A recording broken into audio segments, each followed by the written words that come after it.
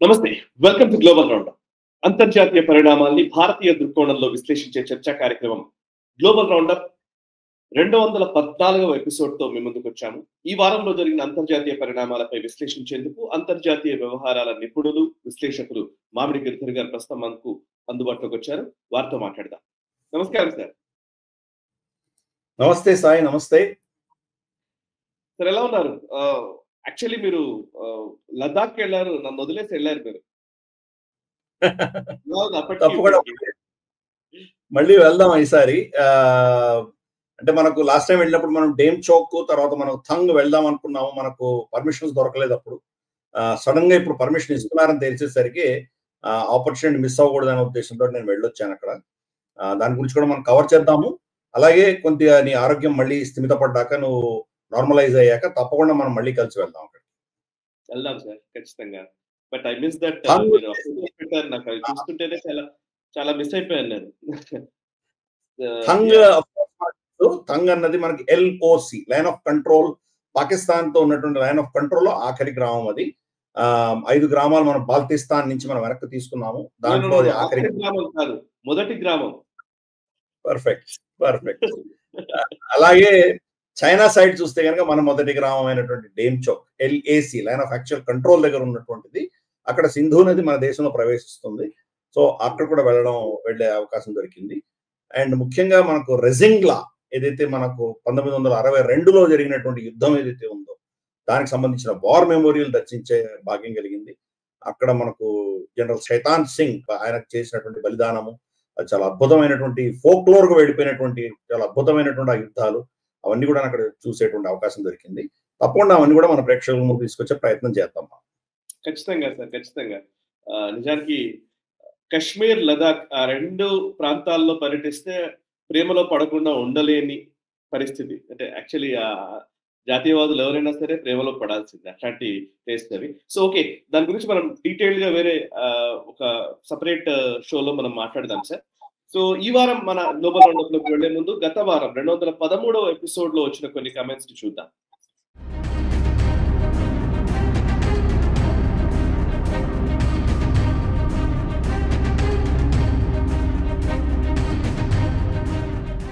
చూశారు కదా, 213వ ఎపిసోడ్ లోని కొన్ని కమెంట్స్. చాలా మంది నా ఆరోగ్యం గురించి మాట్లాడుతున్న వాళ్ళు ఉన్నారు. వాళ్ళందరికీ కూడా పేరు పేరు నా కృతజ్ఞతలు. నేను పర్ఫెక్ట్లీ ఆల్ రైట్ అని అనిపించే స్థాయికి అతి త్వరలోనే వస్తాను. But now I'm doing well. బాగానే నేను ఉంటున్నాను. అండ్ నేను చాలా వరకు రికవర్ అయ్యాను. మండే నుంచి నేను పూర్తి స్థాయి వర్క్ లోకే దిగిపోదామని అనుకుంటున్నాము. సో మీ అందరి ఆశీర్వాదంతో. సో ఒక చిన్న వేరే ఆఫీస్ సెటప్ లో కూడా ఒక కొత్త స్టూడియోని తయారు చేస్తూ ఉన్నాము. సో అది కూడా రెడీ అవుతుంది ఈ లోపల. అందుకే కొంచెం తక్కువ వీడియోస్ అప్లోడ్ చేస్తున్నాం మేము. మోస్ట్ ప్రాబ్లీ నెక్స్ట్ వీక్ నుంచి ఒక 5-6 రోజుల తర్వాత నుంచి ఖచ్చితంగా మళ్ళీ మా వీడియోస్ ఫ్రీక్వెన్సీ పెరుగుతుంది. ఎక్కువ వీడియోస్ ని అప్లోడ్ చేస్తాము. ఎక్కువ సమాచారాన్ని మేము ముందుకు తెచ్చే ప్రయత్నం చేస్తాం. మోర్ ఎఫెక్టివ్ వేస్ లో మేము తీసుకొచ్చే ప్రయత్నం చేయబోతున్నాం. ఇక ఈ వారం మన గ్లోబల్ రౌండప్ లోకి వెళ్లే ముందు మన స్పాన్సర్ ఓజస్కా సంస్థకు సంబంధించినటువంటి ఉత్పత్తుల్ని ఇప్పటి వరకు మీరు ఎక్స్ప్లోర్ చేయనట్లయితే కనుక ఖచ్చితంగా చూసే ప్రయత్నం చేయండి. www.ojaska.com వెబ్సైట్ లో కడితే మీకు అనేక ఉత్పత్తులు కనబడతాయి. దైనందిన జీవితంలో మనం అనేక ఇబ్బందులు పడుతూ ఉంటాము, వ్యాధులతోటి లేదా అనేక ఇమ్యూనిటీ లోపాలతోటి ఇబ్బందులు పడుతూ ఉంటాము. దానికి చక్కని ఆయుర్వేదిక్ పద్ధతుల ద్వారా చక్కని పరిష్కార మార్గాల్ని ఓజస్కా సంస్థ అందిస్తోంది. దానికి సంబంధించిన వివరాలు కావాలంటే డిస్క్రిప్షన్ లోని లింక్స్ ని కూడా మీరు క్లిక్ చేయవచ్చు. ఇక ఈ వారం గ్లోబల్ రౌండప్ లోకి పెడదాం సార్. యాక్చువల్లీ ఈ వారం మనము ట్రంప్ వాణి మారినట్టుగా కనబడుతోంది. సో అఫ్ కోర్స్ పూర్తిగా మారాడా లేదా తెలియదు, కానీ ఆయన ఉన్న స్టైల్ కి ఎప్పుడు ఏది మాట్లాడతాడో ఎలా మాట్లాడతాడో తెలియని ఒక ఊహాతీతంగా బిహేవ్ చేసేటువంటి డొనాల్డ్ ట్రంప్ నరేంద్ర మోదీ గారికి విషెస్ చెప్పారు ఆయన బర్త్డే సందర్భంగా. విషెస్ మాత్రమే కాదు, అఫ్ కోర్స్ దేశానికి సంబంధించిన అధినేత ఇంకో దేశాధినేతకు విష్ చేయడం సాధారణంగానే జరుగుతుంది అనుకోవచ్చు. బట్ ఆయన సాధారణంగా ట్వీట్ చేసినట్టే కనిపించలేదు. ఇంకొంచెం మై ఫ్రెండ్ అన్నట్టుగా ఆయన ఇంకొంచెం పొగడ్తలతో రాసినట్టుగానే ఉంది. అంత సింపుల్ మెసేజ్ లాగా కూడా చూడడానికి లేదు. At the same time wishes మాత్రమే కాదు, ఇప్పుడు ట్రేడ్ నెగోషియేషన్స్ కూడా జరగబోతున్నాయి. అండ్ ట్రేడ్ కి సంబంధించి ఎప్పుడైతే టారిఫ్స్ కి సంబంధించినటువంటి ఒక యుద్ధ వాతావరణం వచ్చేసింది వాణిజ్య పరంగా. సో అట్లాంటి యుద్ధ వాతావరణంలో ఇప్పుడు మళ్ళీ మనతో సంప్రదింపులు, చర్చలు జరపడానికి ఒక వాతావరణం సుముఖంగా కనిపిస్తోంది. ఈ నేపథ్యంలో ట్రంప్ యూటర్న్ అనే మాట అనాలా? అంటే మీరు యాక్సెప్ట్ చేస్తారా లేదా? యాక్చువల్లీ ఫస్ట్ అసలు ఆయన యూటర్న్ అనొచ్చా? లేకపోతే కొంత వాణి మారింది అని సరిపెట్టుకుంటే బాగుంటుందా? అంటే ట్రంప్ అప్రోచ్ అంతా కూడా ఎలా ఉంటుందంటే మాక్సిమలిస్ట్ పొజిషన్ తీసుకుంటాడు ఆయన. ఆ మాక్సిమం పొజిషన్ నుంచి బార్గెన్ చేసినప్పుడు ఏమవుతుందంటే అంత పైకి వెళ్ళిపోయినప్పుడు మనం ఏదో కొంత గొప్ప మనం ఇచ్చిపుచ్చుకోవడంలో బహుశా ఏదో సగం దాకా వస్తాం అన్నటువంటి ఆశతోటి ఆయన ఆ పనులన్నీ చేస్తుంటాడు ఆయన. కాబట్టి అక్కడి నుంచి మనం కింద నుంచి మనం ఒక 5 మెట్లు ఎక్కామంటే బహుశా అక్కడి నుంచి ఒక మెట్టు దిగచ్చు, 2 మెట్లు దిగచ్చు. ఇది ఆయన ఆర్ట్ ఆఫ్ డీల్ అని అది పెట్టుకున్నాడు. కానీ అన్ఫార్చునేట్లీ ఏమైందంటే భారతదేశం విషయం వచ్చేసరికి మనం కంప్లీట్ చాలా టఫ్ స్టాండ్ తీసుకునేసరికి కంగు తిన్నాడు. ఏదో విధంగా మనం కొంత ప్రెషర్ లో వచ్చి ఒత్తిడికి లొంగిపోయి ఏదో కొన్ని అడిగినటువంటి కొన్ని ఒప్పుకుంటామని అనుకున్నాడు. జరగలేదు. ఫర్ ఇన్స్టెన్స్ మన వ్యవసాయ దీనికి ఉత్పత్తులకు సంబంధించిన విషయాలు కావచ్చు, లేదా మనకు పాలకు సంబంధించిన విషయాలు కావచ్చు, ఇటువంటి మనకు చాలా సెన్సిటివ్ ఇష్యూస్ కొన్ని ఉన్నాయి. దాన్ని మనం సజేమిరా అన్నాం. ముఖ్యంగా ఏంటంటే వాళ్ళ రిపబ్లికన్ స్టేట్స్ లో ఉన్నటువంటి రైతులు చాలా గణనీయంగా నష్టపోతున్నారు. ఎందుకంటే చైనా ఈ టారిఫ్ వార్ యుద్ధం అమెరికా డొనాల్డ్ ట్రంప్ మొదలు పెట్టేసరికి చైనా ఏం చేసిందంటే అమెరికా నుంచి వ్యవసాయ ఉత్పత్తులు కొనుగోలు చేయడం మానేసేసరికి వీళ్ళకి చాలా విపరీతంగా స్టాక్స్ పెరిగిపోయి దాన్ని కోయడానికి, పంటలు కోయడానికి మనుషులు లేరు. ఎందుకు ఆల్రెడీ మనుషులందరినీ ఈ ఐస్ పేరిట వాళ్ళందరినీ డిపోర్ట్ చేసేస్తున్నాడు. సో ఈ పరిస్థితులలో భారతదేశం వాళ్ళకి చాలా కీలకంగా అనిపిస్తుంది. ముఖ్యంగా చూస్తే కంకి ఉత్పత్తి ఏదైతే ఉందో అది భారతదేశంలో డంప్ చేయాలని ట్రై చేస్తున్నాడు. అందుకనే మాక్సిమలిస్ట్ పొజిషన్ తీసుకున్నాడు. ఎప్పుడైతే భారతదేశం ససేమిరాన్ మనం మొండికేసామో, మొరాయించామో, ఇప్పుడు అతను ఏం చేయాలో అర్థం కావట్లేదు. ఎందుకంటే సడన్ గా ఒక విషయం అర్థమైందంటే భారతదేశం అమెరికా వాళ్ళ సర్క్యూట్ నుంచి మనం దూరం వెళ్ళిపోయామంటే నష్టపోయిన అమెరికానే అని వాళ్ళకి ఇప్పుడు అర్థమైంది. అంటే ముందు నుంచి తెలుసు, కానీ ఒక రిస్క్ తీసుకొని ఒక అటెంప్ట్ చేశాడు అతను. ఈ రోజు అది బెడిసికొట్టి ఇప్పుడు ఎలా తన గౌరవం తగ్గించుకోవాలి, భారతదేశాన్ని మళ్ళీ తన సైడ్ తీసుకొని రావాలి, ఎలా చేయాలి? అందుకని ఒక పెద్ద యూటర్న్ మొదలు పెట్టాడు. దానికి భారతదేశం కూడా మనం కూడా ఏం చేశామంటే కొంత అతనికి ఇవ్వవలసిన మెసేజింగ్ ఇచ్చి అతనికి మళ్ళీ ఏదో మనతోటి మైత్రి పెట్టుకునేటువంటి ఒక ఎస్కేప్ రూట్ కూడా మనం ఇచ్చాం. మన టింగ్జియాంగ్ మోదీ గారు వెళ్ళినప్పుడు టింగ్జియాంగ్ లో పుటిన్ ని, షీ జిన్పింగ్ ని కలవడం అన్నది డొనాల్డ్ ట్రంప్ కి చాలా స్ట్రాంగ్ టఫ్ మెసేజ్ మనం ఇచ్చాం. మీరు కాకపోతే మా ప్రత్యామ్నాయాలను మేము ఏమైనా చేయొచ్చు అని ఒక మెసేజ్ ఇచ్చాం. కానీ వాళ్ళ ఏదైతే వాళ్ళ సెలబ్రేషన్స్ ఉన్నాయో, బెయిజింగ్ లో జరిగినటువంటి సెలబ్రేషన్స్ కి భారతదేశం మోదీ గారు వెళ్ళలేదు. భారతదేశం తిరిగి వచ్చేసారు. ఆయన పుటిన్ తర్వాత వీళ్ళందరూ వెళ్ళారు. మనకు షహబాజ్ షరీఫ్ చాలా మంది వెళ్ళారు. కానీ మోదీ గారు వెళ్ళాల. అంటే ఏంటి? అక్కడ అమెరికాకు ఒక సిగ్నల్ ఇచ్చినట్టు, మేము చైనాతో మైత్రి చేసుకోవచ్చు, కానీ అవసరమైతే చైనా నుంచి దూరం కూడా ఉండగలము మెసేజింగ్ వెళ్ళింది. అది ఆపర్చునిటీగా తీసుకొని డొనాల్డ్ ట్రంప్ మెల్లిమెల్లిగా పావులు గడపడం మొదలుపెట్టాడు. ఇన్ఫాక్ట్ ఫస్ట్ ట్వీట్ మీరు చూస్తే కనుక సాయి అప్పుడు టింగ్జియాంగ్ అయిపోయిన తర్వాత ఏమన్నాడు? We lost Russia and India to deep darkest China అన్నాడు. ఈ రోజు ఇచ్చిన ట్వీట్ ఏంటి? India and Modi great friends అంటున్నాడు. అంటే కంప్లీట్ యూటర్నే కదా, మరి కంప్లీట్ యూటర్న్ తిరిగాడు కదా. సో ఇది అక్కడ జరిగింది. అంటే మనం ఒక చిన్న ఆపర్చునిటీ ఇచ్చాం. మోదీ గారు 4 కాల్స్ తీసుకోలేదు డొనాల్డ్ ట్రంప్ కాల్ చేస్తే. ఎందుకు మనకు తెలుసు, కాల్లో నేను మోదీని వంచేశాను, అణిచేశాను, మోదీని మొత్తం నా సైడ్ తిప్పేసుకున్నాను, మోదీ దాసోహం అన్నాడు, ఇటువంటి ఏవో డైలాగ్ కొట్టుండేవాడు. అందుకని మోదీ గారు 4 కాల్స్ పికప్ చేయలేదు. కానీ పుట్టినరోజు చేసిన కాల్ మాత్రం పికప్ చేశారు మోదీ. దాంట్లో చాలా స్పష్టంగా చెప్పారు, థ్యాంక్స్ ఫర్ యువర్ విషెస్ అన్నారు. అంతే. మాతో మైత్రి పెట్టుకుంటే మేము కూడా మైత్రి పెట్టుకోవడానికి సిద్ధంగా ఉన్నామని చెప్తున్నాము. సో మనం కంప్లీట్ గా అమెరికాని దూరం పెట్టట్లేదు, వాళ్ళకు ఆప్షన్స్ ఇస్తున్నాం. మాతో మైత్రి పెట్టుకునేటువంటి ఆప్షన్స్ మీరు కనుక సీరియస్ గా ఉంటే వీఆర్ రెడీ అని మెసేజ్ ఇస్తున్నాము. మీరు మమ్మల్ని బెదిరిస్తే మాత్రం దానికి కూడా మేము రెడీగా ఉన్నామని చెప్పి 2 మెసేజ్లు ఇచ్చాం. సో ఇప్పుడు యూటర్న్ తీసుకోవాల్సిన అవసరం డొనాల్డ్ ట్రంప్ ఉన్నది కాబట్టి మెల్లిగా మొదలు పెట్టాడు. సరే, ఇప్పుడు మన మీద ఆల్రెడీ ఈ ఆయిల్ కి రిలేటెడ్ 25% టారిఫ్ వేసాడు కాబట్టి అడిషనల్ గా ఇంకా అంతకంటే ఏం చేయలేడు. చైనా మీద వేయలేదు, తను వేయలేడు. ఇంకేం చేస్తున్నాడు? యూరోప్ ను వేయమంటున్నాడు. మీరు రష్యా దగ్గర నుంచి కొనకండి, మీరు చైనా మీద టారిఫ్లు వేయండి, లేదా మనం అందరం కలిసి రష్యాకు వ్యతిరేకంగా మనం టారిఫ్లు వేద్దాం, ఇలా మొదలు పెట్టాడు. సో ఇప్పుడు భారతదేశం ఫోకస్ నుంచి వెళ్ళిపోయింది. అక్కడ నిజంగా రష్యా మీద వెళ్ళానో టార్గెట్ చేయదలుచుకుంటే భారతదేశం మీద మీరు ఒత్తిడి తీసుకొస్తే దానివల్ల లాభం లేదు అని అర్థమైంది. సో కాబట్టి ఇప్పుడు యూరోప్ మీద ఒత్తిడి తీసుకొస్తున్నాడు. యూరోప్ ఏమో భారతదేశం లేని వాళ్ళకు ఆయిల్ పుట్టేటువంటి పరిస్థితి లేదు ఈ రోజు. మనమే రిఫైన్ చేసి పంపిస్తున్నాం వాళ్ళకి. కాబట్టి ఈ పరిస్థితిలో మళ్ళీ యూటర్న్ తీసుకోక తప్పట్లేదు. గతంలో పీయూష్ గోయల్ గారి ఆధ్వర్యంలో మనం ట్రేడ్ టాక్స్ లో మనం ఒక ఫైనల్ ముసాయిదా తయారు చేసి డొనాల్డ్ ట్రంప్ ఇచ్చాం. ఎంతవరకు మనం ఒప్పుకోవచ్చు, ఎక్కడ మనకు రెడ్ లైన్స్ ఉన్నాయి, ఇవన్నీ కూడా చెప్పి ఇచ్చేసాం. సో వాళ్ళ ట్రేడ్ డెలిగేషన్ ఒప్పుకుంది. ఓకే, ఇదంతా ఓకే అని చెప్పి ఒప్పుకున్నారు. కానీ డొనాల్డ్ ట్రంప్ దాన్ని తిరస్కరించాడు. నేను ఒప్పుకొని ఇది నేను యాక్సెప్ట్ చేయను, బెదిరించేటువంటి ప్రయత్నం చేశాడు. ఇప్పుడు మళ్ళీ యూటర్న్ చేస్తున్నాడు. ఇన్ఫాక్ట్ August 25 వాళ్ళ ట్రేడ్ డెలిగేషన్ రావాలి మన దేశానికి, దాన్ని ఆపేశారు. మేము ఇంకా ట్రేడ్ నెగోషియేషన్ చేయం మీతోటి, మీరు పోండి, మీ ఎకానమీ అంతా డెడ్ ఎకానమీ, ఇటువంటివన్నీ పనికి మన ట్వీట్లు చేశాడు. ఇప్పుడు సడన్ గా మళ్ళీ we are in the process dealing అని చెప్తున్నాడు. ట్రేడ్ డీల్ నడుస్తుంది అని డొనాల్డ్ ట్రంప్ స్వయాన ట్వీట్ చేసుకున్నాడు. సో అందుకని మన స్టాండ్ లో ఎటువంటి మార్పు లేదు. డొనాల్డ్ ట్రంప్ యూటర్న్ల మీద కొడుతున్నాడు. ఎలా తప్పించుకోవాలో తెలియక ఏదో ఒక సగం స్టేట్మెంట్ పోయినట్టే ఉంటుంది, ఇంకో సగం స్టేట్మెంట్ తిట్టినట్టే ఉంటుంది. సో ఇలా చేస్తున్నాడు. సో ఏదో ఒక ఫేస్ సేవింగ్ కావాలన్న ప్రయత్నం చేస్తున్నాడు డొనాల్డ్ ట్రంప్. కాబట్టి యూటర్న్స్ అతనే చేస్తున్నాడు. మనం చాలా క్వైట్ గా అతనికి ఎక్కడ అగౌరవపరచకుండా మన స్టాండ్ లో ఎటువంటి మార్పు లేకుండా మనం ప్రవర్తిస్తున్నాం. అందుకని రాబోయే రోజుల్లో బహుశా సిగ్నిఫికెంట్ చేంజెస్ చూస్తున్నాం. ఇన్ఫాక్ట్ మనకు వచ్చిన ఇండికేషన్ ఏంటంటే November 30 నుంచి ఈ అదనపు 25% టారిఫ్ ఏదైతే రష్యా నుంచి మనం ఆయిల్ కొనుక్కుంటున్నందుకు వేశాడో ఆ టారిఫ్ ని ఎత్తేయబోతుంది అమెరికా అని చెప్పి మనకి ఇండికేషన్స్ వస్తున్నాయి. November 30కి మోస్ట్ లైక్లీ పోవచ్చు. సో యూటర్న్స్ అన్ని డొనాల్డ్ ట్రంప్ చేస్తున్నాడు, మనం ఏం చేయట్లేదు.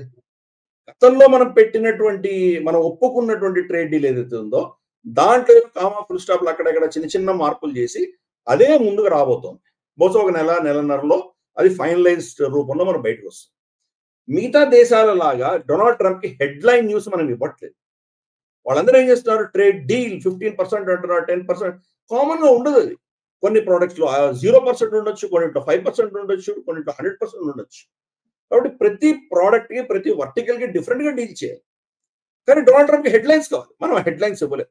ఇప్పుడు ఆ సమయం దాటిపోయింది కాబట్టి ఇప్పుడు ప్రాపర్ నెగోసియేషన్స్ జరిగి ఏ వర్టికల్లో ఎంత టారిఫ్లు ఉండాలి రెండు దేశాలు ఒప్పుకున్న తర్వాత బహుశా మనకు అంటే బై మిడ్ నవంబర్ కంతా ఏదో ఒక ఫైనల్ కొలిక్ వస్తుంది అని నేను అనుకుంటున్నాను.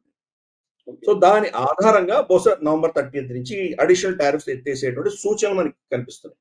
మన దగ్గర స్టాండ్ లో ఎటువంటి మార్పు లేదు. అందుకే మళ్ళీ పదే చెప్తున్నాను నేను, మన అగ్రికల్చర్ ఇష్యూస్ కానీ, మన ఫిషరీస్ ఇష్యూస్ కానీ, లేదా మన డైరీ ప్రొడక్ట్స్, మన పాల ఉత్పత్తికి సంబంధించిన విషయాలు కానీ, మూడిట్లో మనం కాంప్రమైజ్ అవ్వట్లేదు. వాళ్ళు డంప్ చేయబోతుంటే దానికి యాక్సెప్ట్ మనం చేయట్లేదు, చాలా స్పష్టంగా మనం యాక్సెప్ట్ చేయలేదు. కాబట్టి ఇక వాళ్ళ అవసరాల కోసం వాళ్ళు ఏం చేసుకుంటారో, ఎక్కడ వెళ్తారో మనకు అనవసరం. మనం ఈ ప్రెషర్ ని తట్టుకున్నాము, ఆల్రెడీ ఒక 4 రోజులు తట్టుకున్నాము, ఇంకో 2 నెలలు తట్టుకోగలం. ప్రత్యామ్నాయాలు చూసుకుంటే కనుక ఇంకా అమెరికా కంప్లీట్ గా అంటే భారతదేశం వాళ్ళ పరిధి నుంచి కంప్లీట్ జారిపోయేటువంటి ప్రమాదం ఉంది. కాబట్టి ఆ పరిస్థితి రాకుండా దాన్ని కరెక్ట్ చేసేటువంటి యూటర్న్ డొనాల్డ్ ట్రంప్ చేయబోతున్నాడు. కాబట్టి good luck to him. Next అంశం సార్, యాక్చువల్లీ ఒక రకంగా డేంజరస్ గానే అనిపించింది. సౌదీ అరేబియా అండ్ పాకిస్తాన్ మధ్య ఒక డిఫెన్స్ ఒప్పందం జరిగింది. ఇది రక్షణ ఒప్పందము అనగానే నిజంగా సౌదీ అరేబియా పాకిస్తాన్ మధ్య జరిగినటువంటి ఒప్పందం. ఇది ఆల్మోస్ట్ లైక్ నేటో లాగా ఉంది. ఎవరు దాడి చేసినా కానీ రెండు దేశాలు కలిసి రియాక్ట్ అవుతాయి అన్నట్టుగానే వాళ్ళ ఒప్పందం ఉంది. సౌదీకి సంబంధించినటువంటి defence minister prince Khalid bin Salman ఆయన చెప్పిన మాట ఒకటి ఉంది. Actually any aggressor against Saudi Arabia or Pakistan will face a united response. So ఇది నిజంగా అంటే పాకిస్తాన్ శాటిలైట్ టెక్నాలజీని సౌదీ అరేబియాకి ఇవ్వబోతున్నారని, అండ్ సౌదీ అరేబియా కూడా పాకిస్తాన్ ని రెస్క్యూ చేయడంలో ముందుకు వస్తుందని, ఇది నిజంగా మనకు కొంచెం ప్రమాద ఘంటికగానే ఉంది కదా. ఒకసారి దీన్ని ఎట్లా అర్థం చేసుకోవాలి? దీని మీద భారత్ రియాక్షన్ నిజానికి అనుకున్నంత సీరియస్ గా ఉందా, లేకపోతే ఎలా దీన్ని చూడాలంటారు? ఇక్కడ చాలా సెన్సిటివ్ ఇష్యూ కాబట్టి భారతదేశం దీన్ని ఆచితూచి దీన్ని స్పందించింది.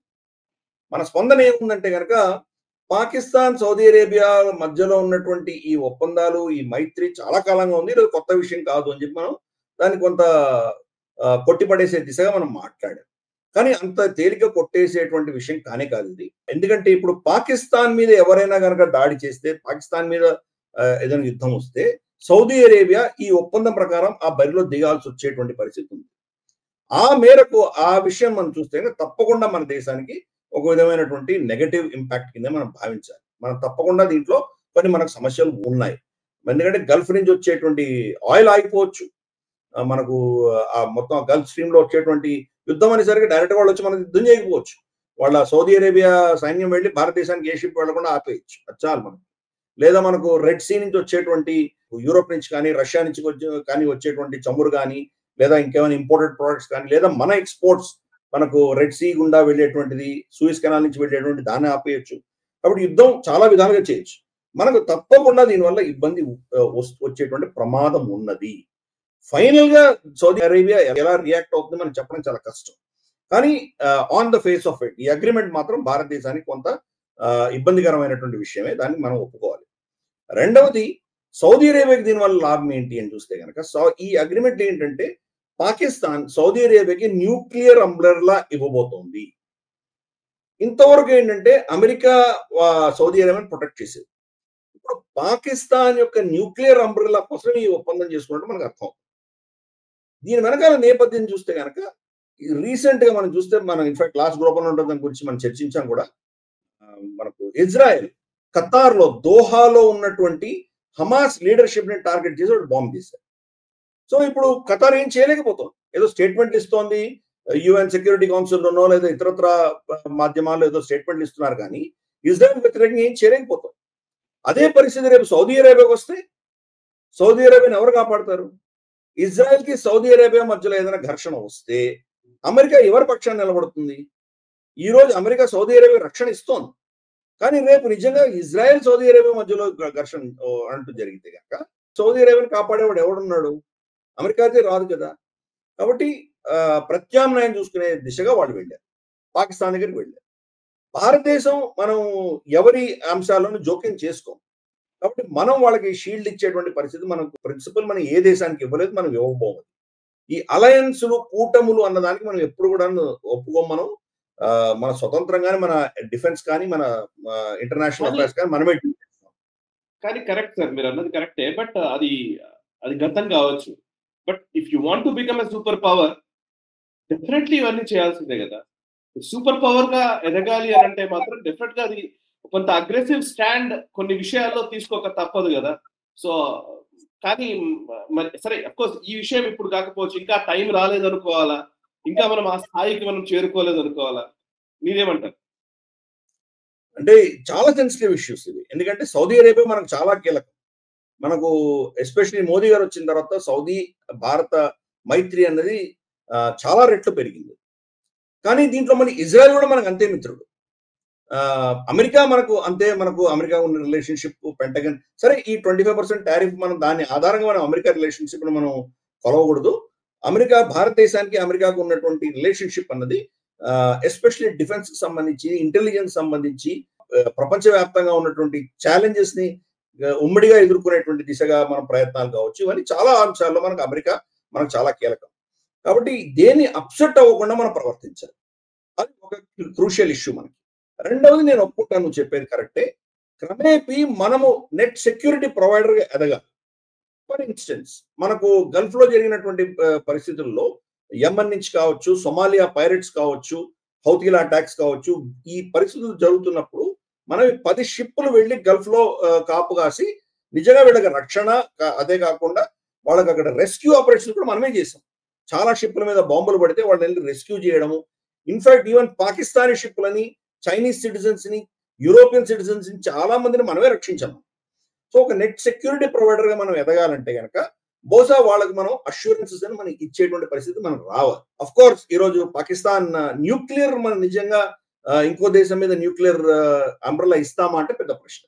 సౌదీ అరేబియాకి సంబంధించి రేపు ఇజ్రాయెల్ సౌదీ ఇద్దరి మధ్యలో ఘర్షణ జరిగితే మనము సౌదీకి న్యూక్లియర్ అంబ్రెల్లా ఇవ్వడానికి సిద్ధంగా ఉన్నామా? మనం పెద్ద ప్రశ్న. ఎందుకంటే మనం ఇజ్రాయెల్ వ్యతిరేకంగా మనం ఏం చేయము. అమెరికా ఎలాగో మనం అంతే. ఇద్దరు కావాల్సిన మాట. ఒకరి వ్యతిరేకంగా మనం ఇంకొకరికి సమర్థనంగా నిలబడం. మనం రష్యా యుక్రెయిన్ ఎలా ప్రవర్తిస్తున్నామో అలాగే ఇరాన్ సౌదీ అరేబియా మధ్యలో ఎలా ప్రవర్తిస్తున్నామో, ఇజ్రాయెల్ సౌదీ ఇజ్రాయెల్ ఇరాన్ మధ్యలో విషయాలు మనం ఎలా ప్రవర్తిస్తున్నామో అని చూస్తున్నాం. కాబట్టి భారతదేశం అవసరం వచ్చినప్పుడు న్యూక్లియర్ అంబ్రెల్లా ఇవ్వద్దు అని వాళ్ళకి తెలుసు. అందుకని పాకిస్తాన్ పేరు చెప్పారు. నిజంగా రేపు అవసరం వచ్చినప్పుడు పాకిస్తాన్ వాళ్ళ పక్షాన్ని నిలబడుతుందంటే అదొక పెద్ద $1 మిలియన్ క్వశ్చన్. పాకిస్తాన్ అంత క్షమత ఉందా ఫస్ట్? రేపు కనుక ఇజ్రాయెల్ తలుచుకుంటే పాకిస్తాన్ న్యూక్లియర్ అసెట్స్ ని సునాయాసంగా దాన్ని టేక్ డౌన్ చేయొచ్చు. వాళ్ళ దగ్గర కెపాసిటీ ఉంది వాళ్ళ దగ్గర. అఫ్ కోర్స్ అమెరికా బరిలో దిగుతుంది. ఎందుకంటే ఇజ్రాయెల్ అన్న దేశం యొక్క అస్తిత్వానికే వాళ్ళ ఉనికికే దెబ్బ తగిలేటువంటి పరిస్థితి వచ్చినప్పుడు అమెరికాకి తప్పకుండా ఇజ్రాయెల్ పక్షాన్ని నిలబడుతుంది. కాబట్టి అప్పుడు పాకిస్తాన్ అన్నది దేశం ఉంటుందా లేదా వాళ్ళ పరిస్థితి ఏమవుతామని చెప్పలేము. సో ఈ అగ్రిమెంట్ అనేది ఒక మోస్ట్లీ మనం ఎలా చూడాలంటే ఇది ఒక ఏమంటారంటే ఒక ఆప్టిక్స్ కింద చూడాలి. ఒక విధమైనటువంటి అమెరికాకి మెసేజ్ పెడుతుంది. మీరు మమ్మల్ని మాకు అవసరం ఉన్నప్పుడు రక్షించకపోవచ్చు, కాబట్టి మేము ప్రత్యామ్నాయాలు చూసుకుంటున్నాము అన్నది మనకు వెళ్తుంది. సో కీలకమైనటువంటి అక్షరం ఇక్కడ ఏం చూడాలంటే నమ్మకము. అమెరికా మీద ఇంతకాలం ఉన్నటువంటి నమ్మకం క్షీణిస్తున్నది. అది మనం దీంట్లో గమనించాలి. అఫ్ కోర్స్ దానివల్ల భారతదేశానికి కొంత మనకు దెబ్బ తగిలేటువంటి ప్రమాద గంటికలు ఉన్నా కానీ కూడా, బట్ మోస్ట్లీ ఇది సౌదీ అరేబియా ఇప్పుడు జరుగుతున్నటువంటి వెస్ట్ ఏషియాలో జరుగుతున్నటువంటి విషయాలు, ఇజ్రాయెల్ చేస్తున్నటువంటి దాడులు, దానికి సంబంధించినటువంటి అమెరికాని నమ్మలేనటువంటి పరిస్థితి యొక్క రెస్పాన్స్ కింద మాత్రమే మనం చూడాలి. But yes, let us see what happens. ఇందాక నువ్వు అన్నట్లు బహుశా మనం మెల్లిమెల్లిగా క్రమేపీ ఆ శక్తి పెంచుకొని మనమే సెక్యూరిటీ ప్రొవైడర్ గా ఎదగవలసినటువంటి అవసరం ఉన్నది. బహుశా ఆ దిశగా మన ప్రయత్నం తప్పకుండా చేయాలి. చేయకపోతే మనం third largest economy, second largest economy ఏది లాభం లేదు. ప్రపంచంలో ఎకానమీ మాత్రమే ఉంటే కనుక దానివల్ల లాభం లేదు. మనకు గౌరవం దక్కాలంటే ఈవెన్ మిలిటరీ పరంగా, ఇన్ఫ్లుయెన్స్ పరంగా కూడా మన శక్తి పెంచుకోవాల్సిన పరిస్థితి తప్పకుండా ఉన్నది. చూద్దాం రాబోయే రోజులు ఏమవుతుందో. Yes sir. ఒకవైపు సౌదీ అరేబియా అండ్ పాకిస్తాన్ మధ్య ఒక డిఫెన్స్ ఒప్పందం జరిగితే, ఇంకోవైపు గల్ఫ్ దేశాలన్నీ కూడా ఇస్లామిక్ దేశాలు సుమారు 40 దేశాలు ఒకే తాటిపైకి వచ్చే ఒక ప్రయత్నం జరుగుతున్నట్టుగా తెలుస్తుంది. ఒక ఐడియా అయితే ఈ రోజు వచ్చింది. అదేంటంటే ఇస్లామిక్ నేటో అన్న ఒక ఆలోచన. ఇస్లామిక్ దేశాల నేటో లాంటి ఒక డిఫెన్స్ అలయన్స్ రావాలి అనేది ఒక ఆలోచన.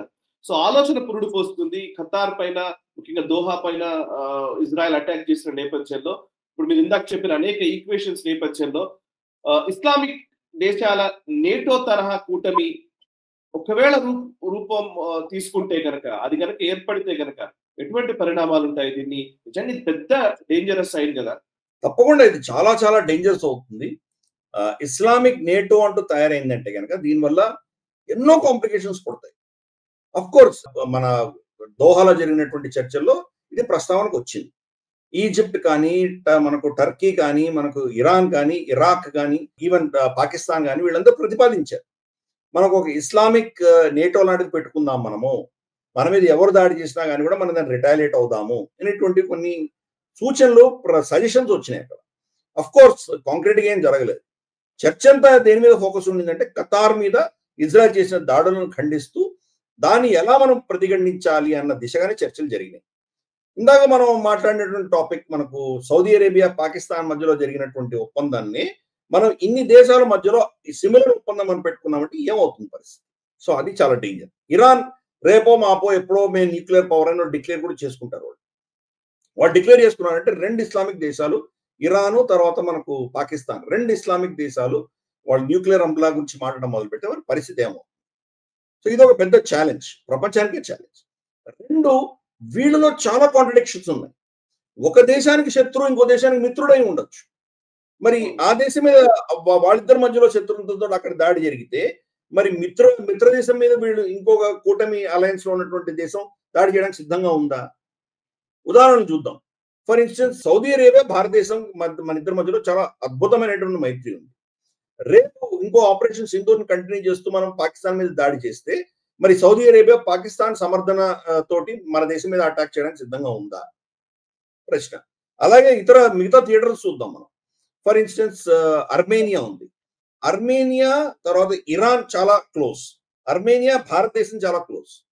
రేపు అజర్బైజాన్ అర్మేనియా మధ్యలో ఏదైనా ఘర్షణ జరిగితే మరి మిత్రదేశమైనటువంటి ఇరాన్ మరి అర్మేనియా మీద దాడి చేస్తుందా? పెద్ద ప్రశ్న. సో అందుకని ఇటువంటివి చాలా కాంట్రడిక్షన్స్ ఉన్నాయి. ఒక దేశానికి మిత్రుడు ఇంకో దేశానికి శత్రువు అయి ఉండొచ్చు. కాబట్టి వాళ్ళిద్దరిలో మధ్యలో ఉన్న శత్రుత్వం ఇంకెవరికి శత్రుత్వం ఉండకపోవచ్చు. కాబట్టి ఈ నేటో ఎలా పనిచేస్తుందే పెద్ద ప్రశ్న. అందుకని ఈ కాంట్రడిక్షన్స్ వల్ల ఇప్పుడిప్పుడు జరిగేటువంటి సూచనలు కనిపించట్లేదు. కానీ ఎస్, ఇది ఈ కాన్సెప్ట్ ఈ రోజు పుట్టిందంటే మన ముసలం పుట్టినట్టే. ఎప్పటికో అప్పటికి ఏదో ఒక యాంగిల్లో అది వచ్చేటువంటి ప్రమాదం తప్పకుండా ఉంది. వీటికి అన్నిటికీ కారణం మనం చూసారంటే మనం Sahil reason, north Africa, north west ఆఫ్రికాలో ఉన్నటువంటి సాహిల్ రీజన్ లో మనం చూసామంటే అక్కడ కూడా ఒక నేటో లాంటి కూటమి తయారైంది కదా. మనం దీన్ని కూడా గ్లోబల్ రౌండ్ చర్చించాం. మనం కొన్ని I think few months back మనం చర్చించాం. అక్కడ మాలి, బుర్కినా ఫాసో, నైజర్ ఇటువంటి దేశాలన్నీ కలిసి అక్కడ వెస్ట్ ఏషియా నేటో అనేది కూడా తయారు చేసుకున్నారు.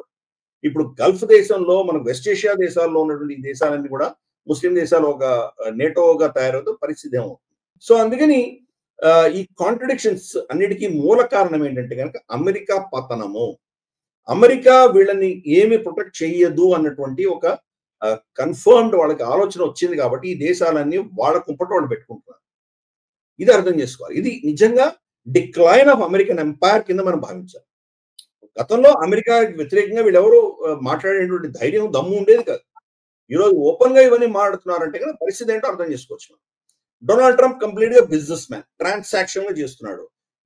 శత్రువుని ఎంత కఠినంగా పనిష్ చేస్తున్నాడో మిత్రుడిని కూడా అదే అంత కఠినంగా శిక్షిస్తున్నాడు. కాబట్టి మిత్రుడు ఆయన సంతోషంగా లేడు, శత్రువు అంతకంటే లేడు.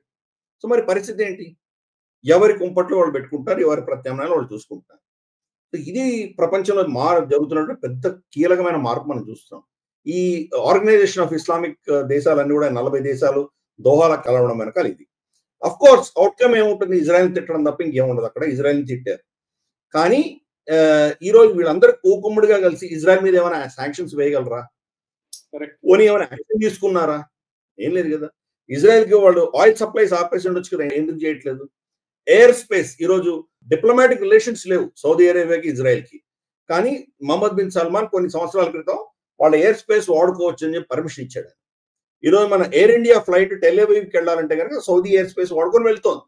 మరి ఆ ఎయిర్ స్పేస్ ఆపేసి చేయొచ్చు కదా, ఎందుకు చేయట్లేదు? ఒక్క యాక్షన్ లేదు, మొత్తం స్టేట్మెంట్స్ తప్ప ఇంకేమీ లేదు.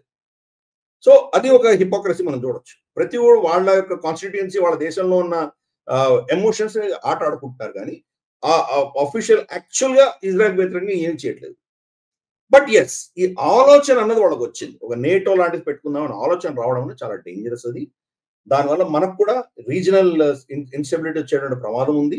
ఒకవేళ అది ఏదో కంప్లీట్ నేటోలా కాకపోయినా ఈవెన్ దాంట్లో కొన్ని ఒప్పందాలు కనుక వాళ్ళు పెట్టుకుంటే కనుక తప్పకుండా మనకు ఇబ్బంది అనేది తప్పదు.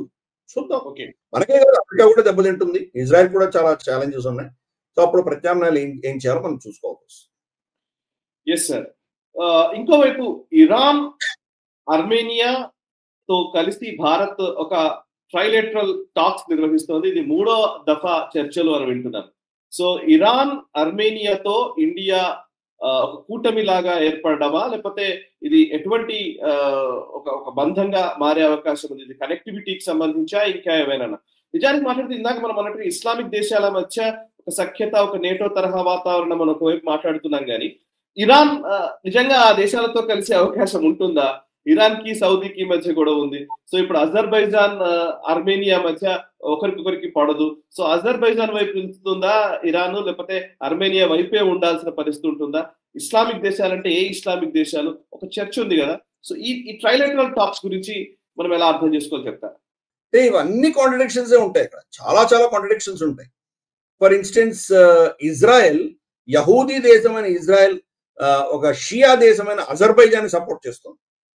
ఒక షియా దేశమైన ఇరాన్ తాటి షియా దేశమైనటువంటి అజర్బైజాన్ దాన్ని సపోర్ట్ చేయకుండా ఒక క్రిస్టియన్ అర్మేనియన్ సపోర్ట్ చేస్తుంది. సో అందుకని ఇంత కాంట్రడిక్షన్స్ ఉన్నాయి. ఇదిలో ఉండగా ఒక హిందూ దేశమైన భారతదేశము ఒక క్రిస్టియన్ దేశమైనటువంటి అర్మేనియా దేశాన్ని, ఒక షియా దేశమైన ఇరాన్ని సపోర్ట్ చేస్తున్నారు. కానీ ఇంకో యాంగిల్ చూస్తున్నాం, ఇజ్రాయెల్ మనకు ఫ్రెండ్, కానీ ఇజ్రాయెల్ శత్రువు అయినటువంటి అర్మేనియన్ మనం సపోర్ట్ చేస్తున్నాం. అందుకని ఇదంతా పెద్ద కిచిడి కాంప్లికేషన్ ఉంటుంది ఆ ప్రాంతం అంతా కూడా. సో అందుకని మనం ఆ యాంగిల్ చూడాలి.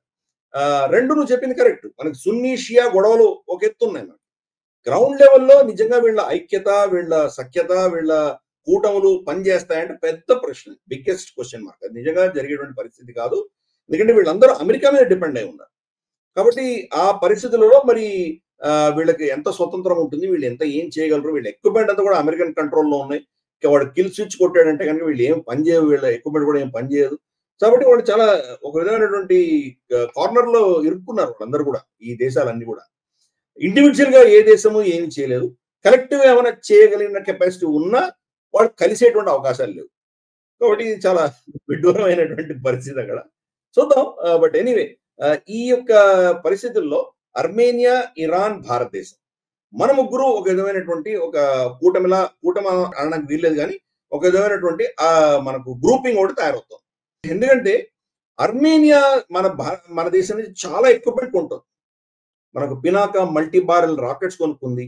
తర్వాత మనకు ఎన్నో వాళ్ళు అమ్యునిషన్ షెల్స్ లాంటివి, అమ్యునిషన్ ఇవన్నీ కూడా ఎక్విప్మెంట్ చాలా కొనుక్కున్నారు. వాళ్ళు గన్స్ కొనుక్కున్నారు, చాలా మన దగ్గర నుంచి కొనుక్కున్నారు. ఇన్ఫాక్ట్ ఫిలిప్పైన్స్ మన దగ్గర బ్రహ్మోస్ కొనుక్కుంది. నెక్స్ట్ వాల్యూ వైజ్ చూస్తే కనుక మనకు అర్మేనియా అంత కీలకమైంది. సో మన అడ్వాన్స్డ్ ఎక్విప్మెంట్ అంతా కూడా మనం అర్మేనియాకి ఇస్తున్నాం మనం.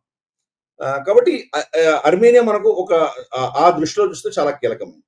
రెండు, ఆ ప్రాంతం అంతా కూడా చూస్తే కనుక, అంటే మనకు అనటోలియా ప్రాంతం, టర్కీ కావచ్చు, మనకు సిరియా కావచ్చు, పైన ఉన్నట్టు జార్జియా కావచ్చు, అజర్బైజాన్ కావచ్చు, ఆ ప్రాంతంలో మనకు ఒక సాలిడ్ ఫుట్ హోల్డ్ ఉందంటే అర్మేనియాలో ఉంది మనకి. ఆఫ్ కోర్స్ రీసెంట్ గా డొనాల్డ్ ట్రంప్ అర్మేనియా, అజర్బైజాన్ ఇద్దరి మధ్యలో ఒప్పందం కుదిరించాడు, ఏదో చేశానని చెప్పుకుంటున్నాడు ఆయన. దానివల్ల మనకు అడిషనల్ అడ్వాంటేజ్ ఏంటంటే కనుక, మనం అజర్బైజాన్కి దూరం అవుతున్నాం. అజర్బైజాన్ ఆఫ్ కోర్స్ మనకు మనకు తర్వాత టర్కీ వీళ్ళిద్దరు మనకు వ్యతిరేకంగా మాట్లాడారు, పాకిస్తాన్ సపోర్ట్ చేశారు ఆపరేషన్ సింధూర్ లో. అందుకని క్రమేపీ అజర్బైజాన్ దూరంగా వెళ్తున్నాము.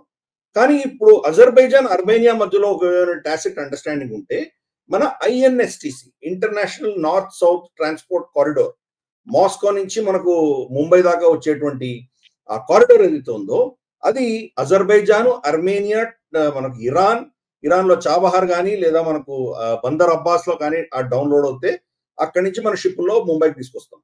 కాబట్టి ఆ ట్రాన్సిట్ సంబంధించి కూడా అర్మేనియా చాలా కీలకమవుతుంది.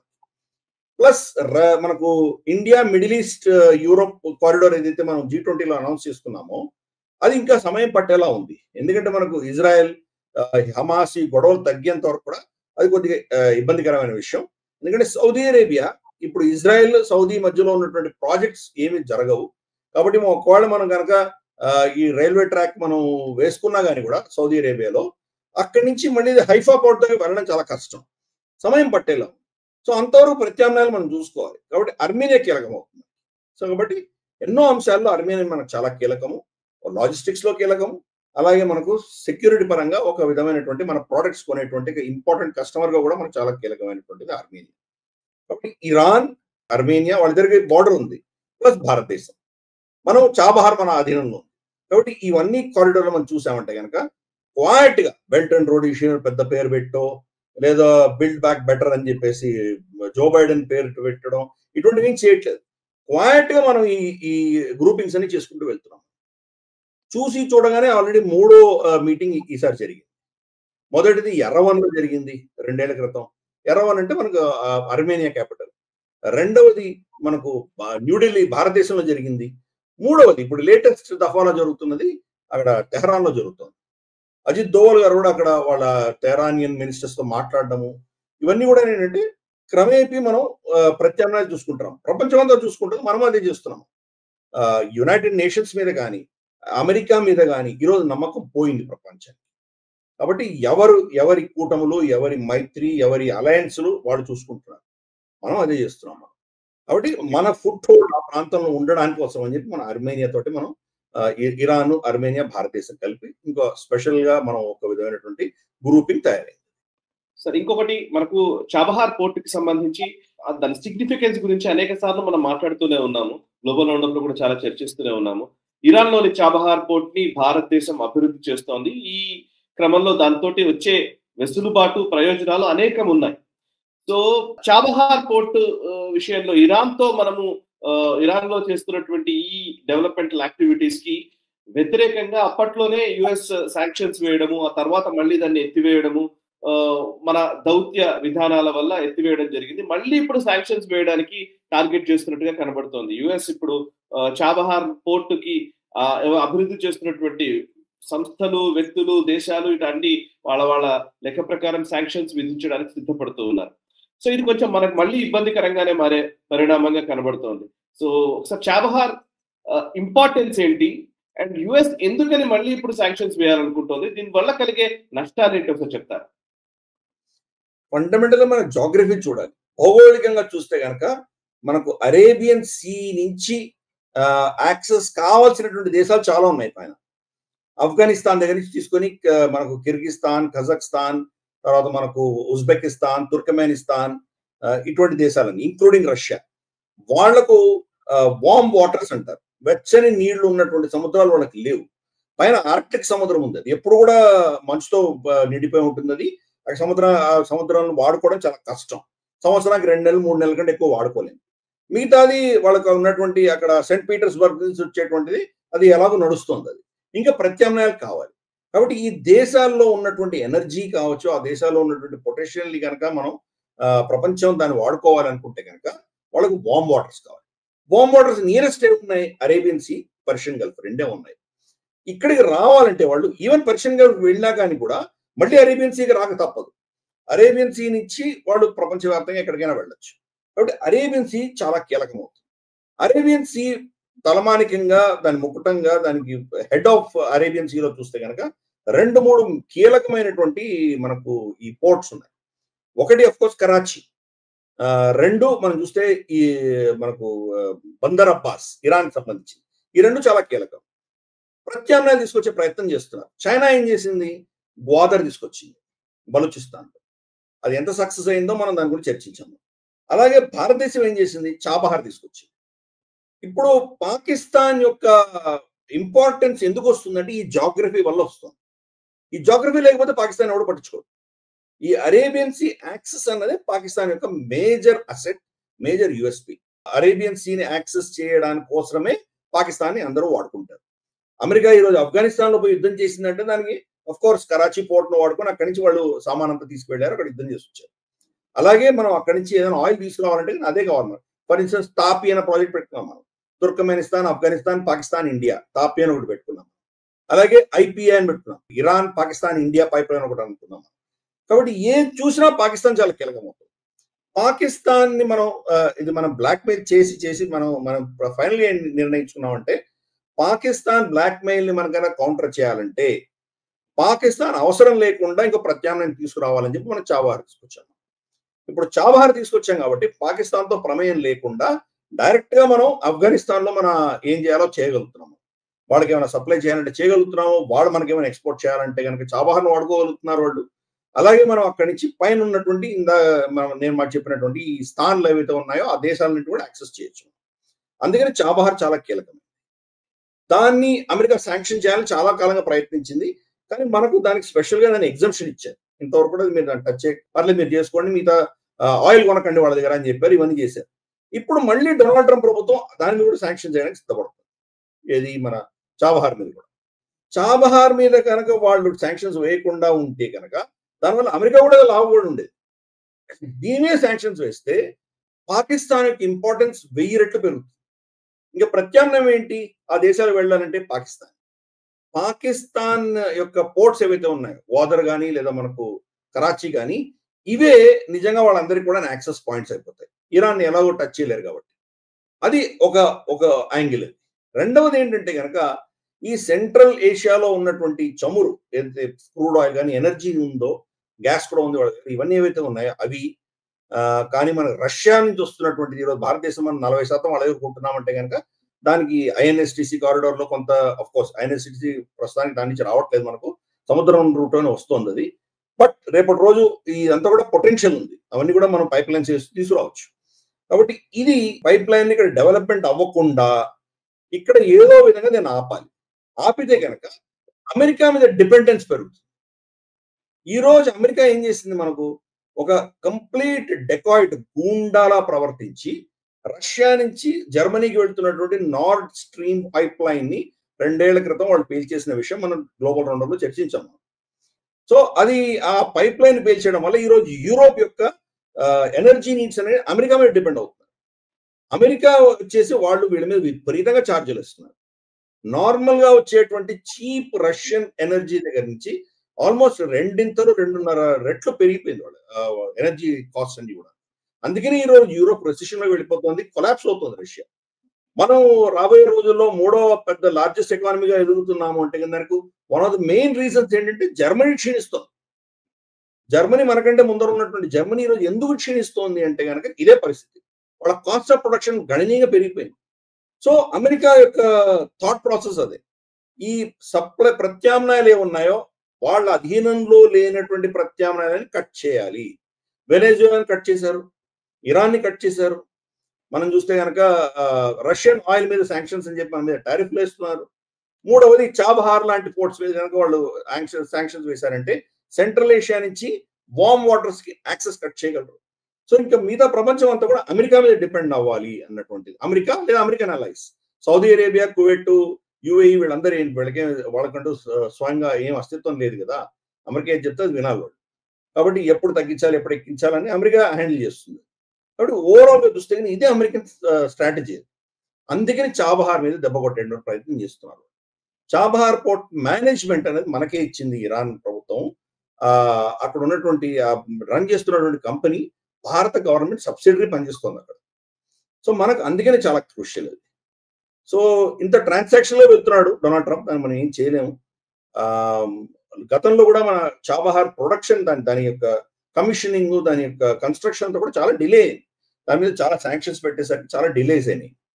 కానీ ఈసారి బహుశా మనం ఆల్రెడీ ఫంక్షనల్లే కాబట్టి బహుశా మనం ఈ శాంక్షన్స్ కి వ్యతిరేకంగా మనం కొన్ని స్టెప్స్ తీసుకోక తప్పదు. మనకు ఆఫ్ఘనిస్తాన్ యాక్సెస్ చేయాలన్నా లేదా పాకిస్తాన్ కౌంటర్ చేయాలన్నా మనకు చాబహార్ చాలా కీలకం కాబట్టి చూద్దాం. శాంక్షన్స్ మనకి మన దేశం మీద ఎన్ని శాంక్షన్స్ ఎన్ని సంవత్సరాలుగా వేస్తున్నారు వీళ్ళు. కాబట్టి శాంక్షన్స్ తట్టుకునే క్షమత మనకి అప్పుడే ఉండగలిగింది, ఇప్పుడు మనం ఎందుకు చేయలేం. Let's see what happens. Will play the game. వాళ్ళు ఏం ఆట ఆడితే దానికి అదే స్థాయిలో ఆడగలిగిన శక్తి మన దగ్గర కూడా ఉంది. సార్ ఇక మరొక కీలక అంశం, యాక్చువల్లీ ఈ వారం మనం మాట్లాడుతున్న ఈ గ్లోబల్ రౌండ్ అప్ ఈ ఎపిసోడ్ లో చాలా డేంజరస్ సైన్స్ మనకు కనబడుతున్నాయి సార్. అందులో ఇంకొక వార్త కూడా ఉంది. ఇందాక మనం మాట్లాడుకున్న సౌదీ అరేబియా, పాకిస్తాన్ మధ్య డిఫెన్స్ ఒప్పందం కావచ్చు, అటు ఇస్లామిక్ నేటో కావచ్చు, చాబహార్ పోర్ట్ విషయంలో శాంక్షన్స్ కావచ్చు, అండ్ ఇంకొక నెగటివ్ వార్తనే ఉంది. ఇది యాక్చువల్లీ నెగటివ్ గానే మనం చూడాలేమో. బంగ్లాదేశ్ లో యుఎస్ ట్రూప్స్, అమెరికాకు సంబంధించినటువంటి ట్రూప్స్ చిట్టగాంగ్ ఏరియాలో చాలా మంది ఈ మధ్య కాలంలో అక్కడ అంతకు ముందు ఒకసారి మిలిటరీ ఎక్సర్సైజెస్ జరిగాయి. అప్పుడు మనం డిస్కస్ చేశాం గ్లోబల్ రౌండప్ లో వాటిల్లో. అండ్ కొన్ని ఒక అనుమానాస్పద స్థితిలో వెస్టిన్ హోటల్లో ఒక సైనికుడు చనిపోయారు. దానికి సంబంధించిన వార్త గురించి కూడా మనం మాట్లాడాము. సో చిట్టగాంగ్ పోర్ట్ కి చిట్టగాంగ్ కి దగ్గరలో ఇప్పుడు రీసెంట్ గా రాడిసన్ హోటల్లో, 5 స్టార్ హోటల్లో అసలు రిజిస్టర్ లో నమోదు కాకుండా చాలా మంది యుఎస్ ఆర్మీకి సంబంధించిన వాళ్ళు వచ్చి చెక్ ఇన్ అయినట్టుగా ఒక వార్త. సో ఆల్మోస్ట్ 120 ఆఫీసర్స్ దాంట్లో చెక్ ఇన్ అయ్యారు ఆ హోటల్లో అని. అండ్ ఈ యుఎస్ ట్రూప్స్ బంగ్లాదేశ్ లో పెరగడము దేనికి సంకేతం? అది కూడా చిట్టగాంగ్ అంటే భారత్ మయన్మార్ బార్డర్ లో ఉన్న ఏరియా అది. ఇంకోవైపు మణిపూర్ లో లేదా మన నార్త్ ఈస్టర్న్ స్టేట్స్ లో ఎట్లాగైతే కొంత ఒక అస్థిర వాతావరణాన్ని రాజేసే ఒక ప్రయత్నం జరుగుతోంది. మయన్మార్ లో అన్రెస్ట్ ఉంది. నేపాల్ మొన్ననే చూసాం మనం, ఒక రెజిమ్ చేంజ్ జరిగింది జెన్జీ అనే ఒక ఉద్యమంతో. భూటాన్ విషయంలో జరుగుతోంది. ఏదో కొంత అనుమానించాల్సిన అంశాలే ఉన్నాయా? దీన్ని ఎట్లా అర్థం చేసుకోవాలి సార్, చెప్తారా? అమెరికా ప్రపంచంలో నంబర్ 1 దేశం అయితే ఇంకా దాని తర్వాత ఉన్న దేశం నంబర్ 5వ దేశమే ఉండాలి. అమెరికా తర్వాత సెకండ్, థర్డ్, ఫోర్త్ ఎవరు ఉండడానికి వీల్లేదు. సెకండ్, థర్డ్, ఫోర్త్ పొజిషన్ లోకి ఎవరు వచ్చినా అమెరికా టార్గెట్ చేస్తున్నారు. సింపుల్. ఎందుకంటే వాళ్ళు అమెరికాకి ఎప్పుడు థ్రెట్ అవ్వకూడదు అన్న ఉద్దేశంతో వీళ్ళ మీద టార్గెట్ పెట్టుకుంటారు. 5వ స్థానంలో ఉంటే వాళ్ళని పెద్దగా పట్టించుకోరు. ఎదుగుతున్నటువంటిది వాళ్ళకి దగ్గరగా వచ్చేటువంటి పొటెన్షియల్ కెపాసిటీ ఎవరికి ఉందో వాళ్ళు ఆ దేశాన్ని టార్గెట్ చేస్తున్నారు అమెరికా.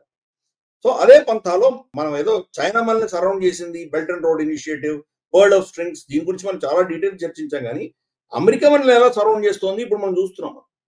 ఈరోజు బంగ్లాదేశ్ లో రెజిమ్ చేంజ్ వాళ్ళే తీసుకొచ్చారు, నేపాల్ లో రెజిమ్ చేంజ్ వాళ్ళే తీసుకొచ్చారు. అసీం మునీర్ని లంచ్కి పిలిపించి అసీం మునీర్ని మొత్తం వాళ్ళ అధీనంలో తీసుకున్నారు. మనకు బలూచిస్తాన్ దగ్గర నుంచి పాకిస్తాన్ యొక్క పాలసీ అంతా వాళ్ళ అధీనంలో తీసుకున్నారు వాళ్ళు. మనకు ఉన్నటువంటి యాక్సెస్ చాబహార్ కట్ చేసే ప్రయత్నం చేస్తున్నారు. సో మనం క్రమేపీ చూస్తే మనం సరౌండ్ చేస్తున్నారు.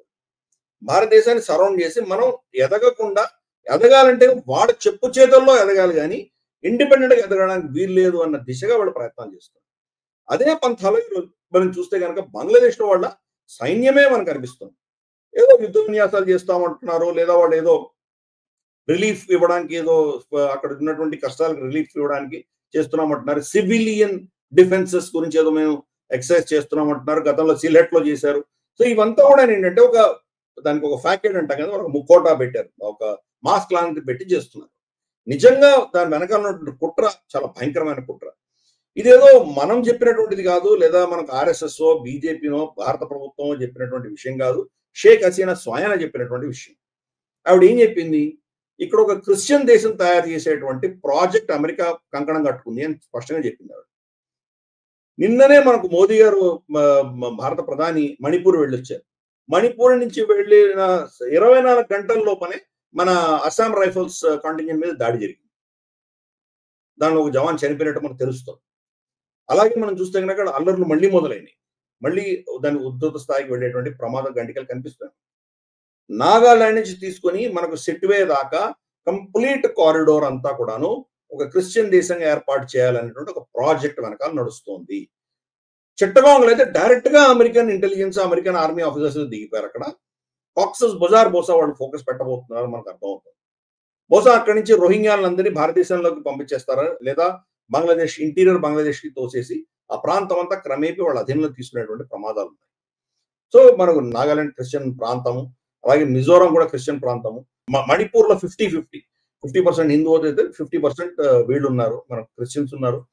ఇన్ఫాక్ట్ ఇప్పుడు ఆ శాతం ఎంతవరకు పెరిగిందో మనకు తెలియదు, ఎందుకంటే మియన్మార్ లో ఉన్నటువంటి కుక్కీలు కూడా ఇక్కడ వచ్చి చేరారు కాబట్టి మరి దాని పరిస్థితి ఏంటో తెలియదు మనకి. నిజానికి 1970s లో సిక్కిం భారత్ లో మర్జ్ అయ్యే టైంలో కూడా అసలు యాక్చువల్లీ అమెరికా చాలా ప్రయత్నం చేసింది అక్కడ సిక్కిం ని సపరేట్ దేశంగా మార్చడం కోసం. అప్పుడు రా కీలకంగా పనిచేయడంతో నిజానికి రా ఆపరేషన్స్ వల్ల మనం దాన్ని భారతదేశంలో విలీనం చేసుకోగలిగాము, ఒక రాష్ట్రంగా ఏర్పరచుకోగలిగాం. కానీ నిజానికి అప్పటి స్టోరీస్ కొన్ని చదివితే ఇప్పుడు మళ్ళీ మీరు అంటూ ఉంటే నాకు ఒకసారి స్ట్రైక్ అయింది సార్. సీరియస్లీ ఖచ్చితంగా ఎక్స్ప్లోర్ చేయాల్సిన విషయము. నిజంగా చాలా విషయాలు మనం డిస్కస్ చేయాల్సిన అంశాలు ఉన్నాయి దీంట్లో. దీంట్లో కీలకంగా ఏంటంటే ఏ దేశ సరిహద్దు కూడా పర్మనెంట్ గా ఉండదు. పర్మనెంట్ సరిహద్దులు ఉన్న దేశాలు లేనే లేవు, ఎక్కడ కూడా లేవు, మారుతూనే ఉంటాయి. మార్పు ఆ దేశం ప్లాన్ చేసి ఆ దేశానికి సంబంధించినటువంటి ప్రభుత్వము, ఆ ప్రజలు నిర్ణయించి మార్పులు జరుగుతున్నాయా, వాళ్ళ ఇష్టానుసారం జరుగుతున్నాయా, లేదా వాళ్ళకి అతీతంగా జరుగుతున్నాయా అనేది ప్రశ్న.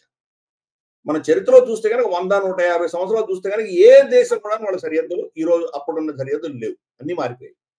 క్రమేపీ మార్పు అన్నది సహజం. అందుకు మనకు కూడా 1947 లో ఉన్నటువంటి దేశము, 15 ఆగస్టు ఉన్నటువంటి దేశము ఇప్పుడున్న దేశం ఒకటి కాదు. జమ్మూ కాశ్మీర్ మన దేశంలో విలీనం అవ్వలేదు, అప్పుడు హైదరాబాద్ విలీనం అవ్వలేదు, జునాగఢ్ విలీనం అవ్వలేదు. తర్వాత 3 విలీనం అంటే మ్యాప్ మారింది కదా మనకు. ఆ 60వ దశకం వరకు గోవా మనలో విలీనం అవ్వలేదు. మనం అలా చూసుకుంటే సిక్కిం 75 లో విలీనమైంది సిక్కిం. సో మనకు ఎన్ని మార్పులు వచ్చినాయి మనకు మన దేశంలోనే, మన ముందరే ఎన్ని మారినాయి.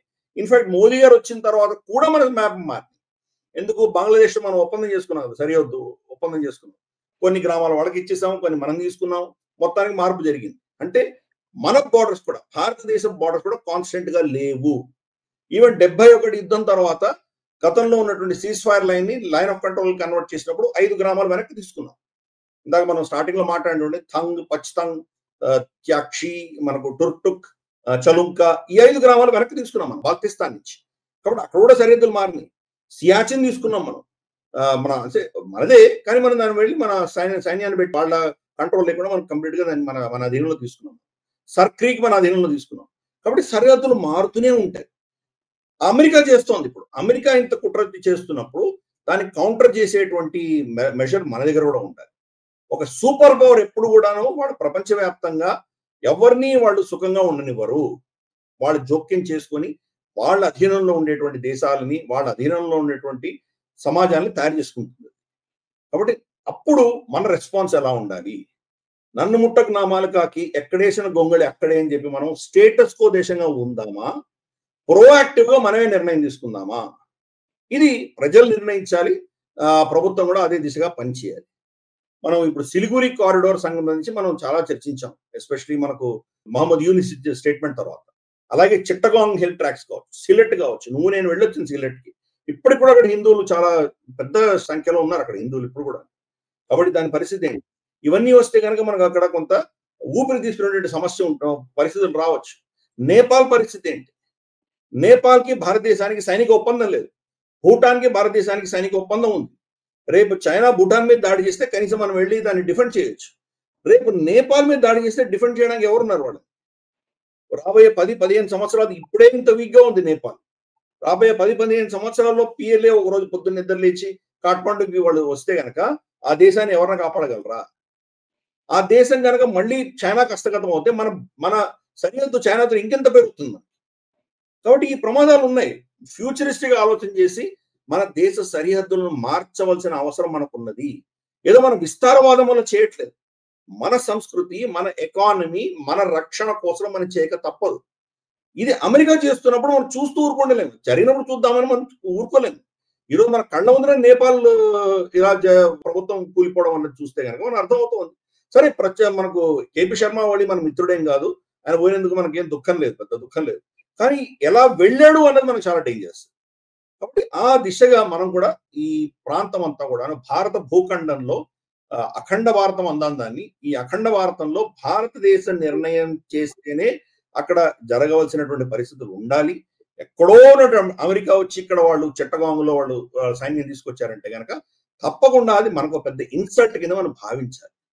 ఆ దేశం నాకు అనవసరం, ఏదో ఆ దేశంలో జరుగుతుంది, నాకేంటి, నేనేం పట్టించుకోను అంటే కనుక చాలా తప్పది. అఫ్ కోర్స్ మన ప్రభుత్వం గమనిస్తోంది, దాని గురించి ఆలోచన చేస్తోంది. కానీ బట్ ఎస్, ఇంకా మనం ఇప్పుడున్నటువంటి స్టాండ్ కంటే మారాలి.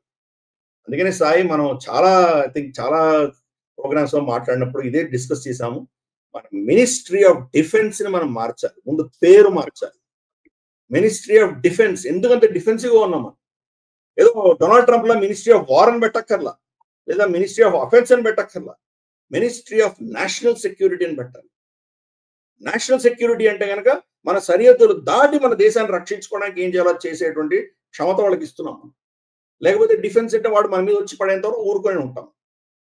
అక్కడి నుంచి మారాలి, మన మైండ్ సెట్ కూడా మారాలి. ఎదిగే దేశము పెద్ద ఎకానమీగా ఎదుగుతున్నప్పుడు మన సివిలైజేషన్, మన సంస్కృతిని కాపాడాల్సి వచ్చినప్పుడు తప్పకుండా మనలో ఆ క్షాత్రం రావాలి. Yes sir. ఇంకా నెక్స్ట్ అంశము యూకేకి వెళ్దాం సార్. ఒకసారి యూకేలో రైట్ వింగర్స్ ప్రొటెస్ట్ జరుగుతోంది. నిజంగా చాలా పెద్ద ఎత్తున విజువల్స్ చూస్తుంటేనైతే చాలా మంది వచ్చారు. 15-16 వేల మంది దాకా ఉన్నారు అనేది ఒక అంచనా. సో ఈ ఇమిగ్రేషన్ కి వ్యతిరేకంగా ఏదైతే యూకే ఆల్మోస్ట్ ఇస్లామిక్ దేశంగా మారిపోతుంది, వేరే వేరే దేశాల నుంచి వచ్చిన వాళ్ళే పెత్తనం చెల్లాయిస్తున్నారు అనే అంశానికి సంబంధించి వ్యతిరేకంగా రైట్ వింగర్స్ ఈ ప్రొటెస్ట్ లో పాల్గొన్నారు. అండ్ ఎలాన్ మస్క్ దీనికి మద్దతు పలికారు. సో రైట్ వింగ్ ప్రొటెస్ట్ల గురించిన వివరాలు ఏంటి, అండ్ దీనికి రియాక్షన్స్ కూడా వస్తున్నాయి. అక్కడ హోమ్ సెక్రటరీ మనం లాస్ట్ వీక్ మనం డిస్కస్ చేశాం, షబానా మహమూద్, అదేవిధంగా అటు సాదిక్ ఖాన్ లాంటి వాళ్ళు, కేర్ స్టార్మర్ లాంటి వాళ్ళు, వీళ్ళందరూ కూడా రియాక్ట్ అయ్యారు. సో ఎస్టాబ్లిష్మెంట్ రియాక్ట్ అవుతున్న విధానానికి అక్కడ ప్రజల్లో ఉన్న ఆగ్రహానికి అసలు పొంతన ఉన్నట్టుగా కనిపించట్లేదు. మీరేమంటారు? యాక్చువల్గా అక్కడ రమారమి 1.5-2 లక్షల దాకా మనుషులు వచ్చారు అని చెప్పి మనకు రిపోర్ట్స్ చెప్తున్నాయి. ఇన్ఫాక్ట్ మనకు శాటిలైట్ పిక్చర్ కావచ్చు, డ్రోన్ ఫుటేజ్ కావచ్చు అని చూస్తే కనుక కౌంట్ చేయడం చాలా కష్టం. బట్ బహుశా 1,00,000 పైనే ఉన్నారు, తప్పకుండా 1,00,000 పైనే ఉన్నారు. సో అంతటి పెద్ద క్రౌడ్ అన్నది అది టిమ్ రాబిన్సన్ పిలుపు మేరట వచ్చినటువంటిది చిన్న విషయం కాదు. అంతమంది వైట్ బ్రిటన్ పౌరులందరూ బయటకు వచ్చి డెమాన్స్ట్రేట్ చేయడము, అది ఈ యొక్క ఇల్లీగల్ ఇమిగ్రెంట్స్ కి వ్యతిరేకంగా వాళ్ళు నినాదాలు చేయడము చాలా పీస్ఫుల్ గా జరిగింది. ఇది చాలా చాలా ఇంపార్టెంట్. నార్మల్ గా ఇటువంటి ఏం జరిగినా కూడా చాలా విధ్వంసం జరుగుతుంది, అల్లర్లు జరుగుతాయి, ఎవరు కొట్టడము, ఇటువంటి హింస జరుగుతుంది. అటువంటిది ఏం జరగలేదు. నార్మల్ గా యూకేలో జరిగేటువంటి పాలస్తీనియన్ సంబంధించింది కావచ్చు, ఇతరత్ర ర్యాలీల్లో కావచ్చు, వందల సంఖ్యలో వాళ్ళందరినీ అరెస్ట్ చేస్తారు. అటువంటిది దీంట్లో 25 మందిని మాత్రమే అరెస్ట్ చేశారు. అది ఎందుకు అరెస్ట్ చేశారో మనకు తెలియదు, పెద్ద ప్రశ్న అది. బట్ ఎనీవే 25 మందిని అరెస్ట్ చేశారంటే ఎంత పీసుల్లో జరిగిందో చూడొచ్చు. రిలేటివ్లీ ఎంత పీసుల్లో జరిగింది. కానీ ఇందాక నువ్వు చెప్పినట్టు షబానా మహమూద్ ఇచ్చిన స్టేట్మెంట్, మన పార్లమెంట్ ఇచ్చిన స్టేట్మెంట్ ఏం చెప్తోంది? వాడెవడో ఫారినర్ వచ్చి మన దేశంలో ఇన్స్టిగేట్ చేశాడు, మనలో ఉన్నటువంటి టాలరెన్స్, మనకు ఉన్నటువంటి ఇంక్లూజివిటీ దానే దెబ్బ కొడుతున్నాడు, ఇటువంటివన్నీ మాట్లాడారు. కియర్ స్టార్మర్ ప్రశ్నిస్తే కనుక ఇమిగ్రేషన్ ఉండాలి అంటున్నాడు. సరే, ఆవిడ చాలా షబానా మహమూద్ చాలా స్పష్టంగా చెప్పింది, నాకు ఇస్లామే చాలా ముఖ్యం అని చెప్పి చాలా ముందరే చెప్పింది. ఇప్పుడు ఆవిడ ఫుటేజ్ బయటపడుతోంది. గతంలో ఆవిడ గ్రీస్ లో వెళ్ళి ఇల్లీగల్ ఇమిగ్రెంట్స్ అంటే పాకిస్తానీ ఇమిగ్రెంట్స్ బేసిక్ గా వాళ్ళని గ్రీస్ లో ఎంటర్ అయ్యే దిశగా ఆవిడ వెళ్ళి సాయం చేసినటువంటి ఫుటేజ్ అంతా ఇప్పుడు బయటపడుతుంది. సాదిక్ ఖాన్ కూడా ఈ యొక్క ర్యాలీకి వ్యతిరేకంగా మాట్లాడడం మొదలుపెట్టారు. ఇంతకాలం పాలస్తీనియన్ ర్యాలీస్ జరుగుతుంటే వీళ్ళు ఎందుకు మాట్లాడాలి దాని గురించి? ఇప్పుడు సడన్ గా రైట్ వింగర్స్ ర్యాలీలు పెడుతుంటే ఎందుకు మాట్లాడుతున్నారు వాళ్ళు? ఇది చాలా పెద్ద ఇష్యూ. ఈరోజు యూకేలో చూస్తే కనుక ప్రాఫెట్ మహమ్మద్ని బూతులు తిడుతున్నటువంటి ర్యాలీలు ఒక సైడ్ తయారవుతున్నాయి. అలాగే అక్కడ ఇస్లామిక్ ఎక్స్ట్రీమ్ భావజాలం ఉన్నటువంటి వ్యక్తులందరూ కూడాను షరియా ఫర్ యూకే అని చెప్పి ర్యాలీలు మొదలు పెడుతున్నారు. సో దేశం అంతా కూడా ఈరోజు ఇస్లాం వర్సెస్ క్రిస్టియానిటీ పేరిట మొత్తం సమాజం చీలిపోతుంది. క్రమేపీ ఇస్లాం దాన్ని కంట్రోల్ చేస్తోంది. సాదిక్ ఖాన్ ఈరోజు వాళ్ళ ఎంత మోస్ట్ ఇంపార్టెంట్ సిటీ లండన్ కి మేయర్ అయ్యి ఇంతకాలం ఉన్నాడంటే మనం అర్థం చేసుకోవచ్చు ఏంటో అది. అలాగే మనకు ఈవిడ ఇప్పుడు షబానా మెహమూద్, ఆవిడ ఈరోజు హోమ్ సెక్రటరీ, మన హోమ్ మినిస్టర్ అమిత్ షా గారి సమానం అనుకోవచ్చు. ఇమిగ్రేషన్ సంబంధించి ఇల్లీగల్ లీగల్ వీళ్ళకి సంబంధించి దాని ఫండింగ్ దాని పాలసీలు అన్ని కూడా ఆవిడ చేతిలో ఉంది. మరి తను ఫస్ట్ ఆవిడే ఇమిగ్రెంట్, పాకిస్తాన్ నుంచి వచ్చినటువంటి వ్యక్తి. రెండు, ఆవిడ మొత్తం సపోర్ట్ కూడా ఇస్లామిక్ భావజాలం ఉన్నటువంటి వాళ్ళ మీద సపోర్ట్ చేసినట్టు స్పష్టంగా ఆవిడ చరిత్రతో చెప్తుంది. ఇటువంటిప్పుడు పరిస్థితి ఏంటి? దీన్ని కాంట్రాస్ట్ చేసి చూద్దాం. సువర్లా బ్రెవర్మెన్ భారత మూలాల నుంచి వెళ్ళినటువంటి వ్యక్తి భారతదేశం నుంచి వచ్చే వాళ్ళకి వ్యతిరేకంగా ఆవిడ చట్టాలు తీసుకొచ్చింది. సో కాంట్రాస్ట్ చూడొచ్చు. వీళ్ళేమో ఈ మన దేశం నుంచి వెళ్ళిన వాళ్ళేమో రిషి సునాక్, సువర్లా బ్రెవర్మెన్ లాంటి వాళ్ళు సెక్యులర్ ప్రవర్తిస్తున్నారు. పాకిస్తాన్ నుంచి వెళ్ళినటువంటి సాదిక్ ఖాన్ కావచ్చు, షబానా మెహమూద్ కావచ్చు, కంప్లీట్ గా ఇస్లామిక్ రాడికల్ భావజాలంతో పనిచేస్తున్నారు. ఇలా ఉంటే మరి ఆ దేశం ఏమవుతుంది? నిజంగా ఆ దేశం ఇన్ఫాక్ట్ చాలా మంది చెప్తున్నారు మనకు, బహుశా రాబోయే ఒక 2-3 దశకాల్లో అది ఫస్ట్ ఇస్లామిక్ దేశంగా తయారవబోతోంది యూరోప్ లో అని చెప్పి చాలా మంది చెప్తున్నారు. ఆఫ్ కోర్స్ 2050 వరకు ఇది అవుతుంది అని కొన్ని అంచనాలు చెప్తున్నాయి. ఈ పేస్ తో చూస్తే కనుక ఇదే పంథాలో కనుక నడిస్తే కనుక బహుశా అంత కాలం కూడా పట్టకపోవచ్చు. బహుశా అంతకంటే ముందరే అది కంప్లీట్ గా ఇస్లామిక్ దేశంగా తయారయ్యేటువంటి ప్రమాద గంటికలు మనకు కనిపిస్తుంది. ఇన్ఫాక్ట్ దాంట్లో ఒక స్పెసిఫిక్ అంశం మనం ఈ రోజు బహుశా ఈ ప్రోగ్రామ్ అంతంలో మనం కొలాప్స్ లో మనం దాని గురించి కూడా చర్చిద్దాం. యూకే గురించి చర్చిస్తున్నాం. దాంట్లో యూకే సమాజం ఎలా ఇస్లామికరణ అవుతోంది, దాన్ని ఎలా అక్కడ ఉన్నటువంటి పొలిటికల్ పార్టీ సమర్థిస్తున్నాయి, అది కూడా మనం చర్చిద్దాం.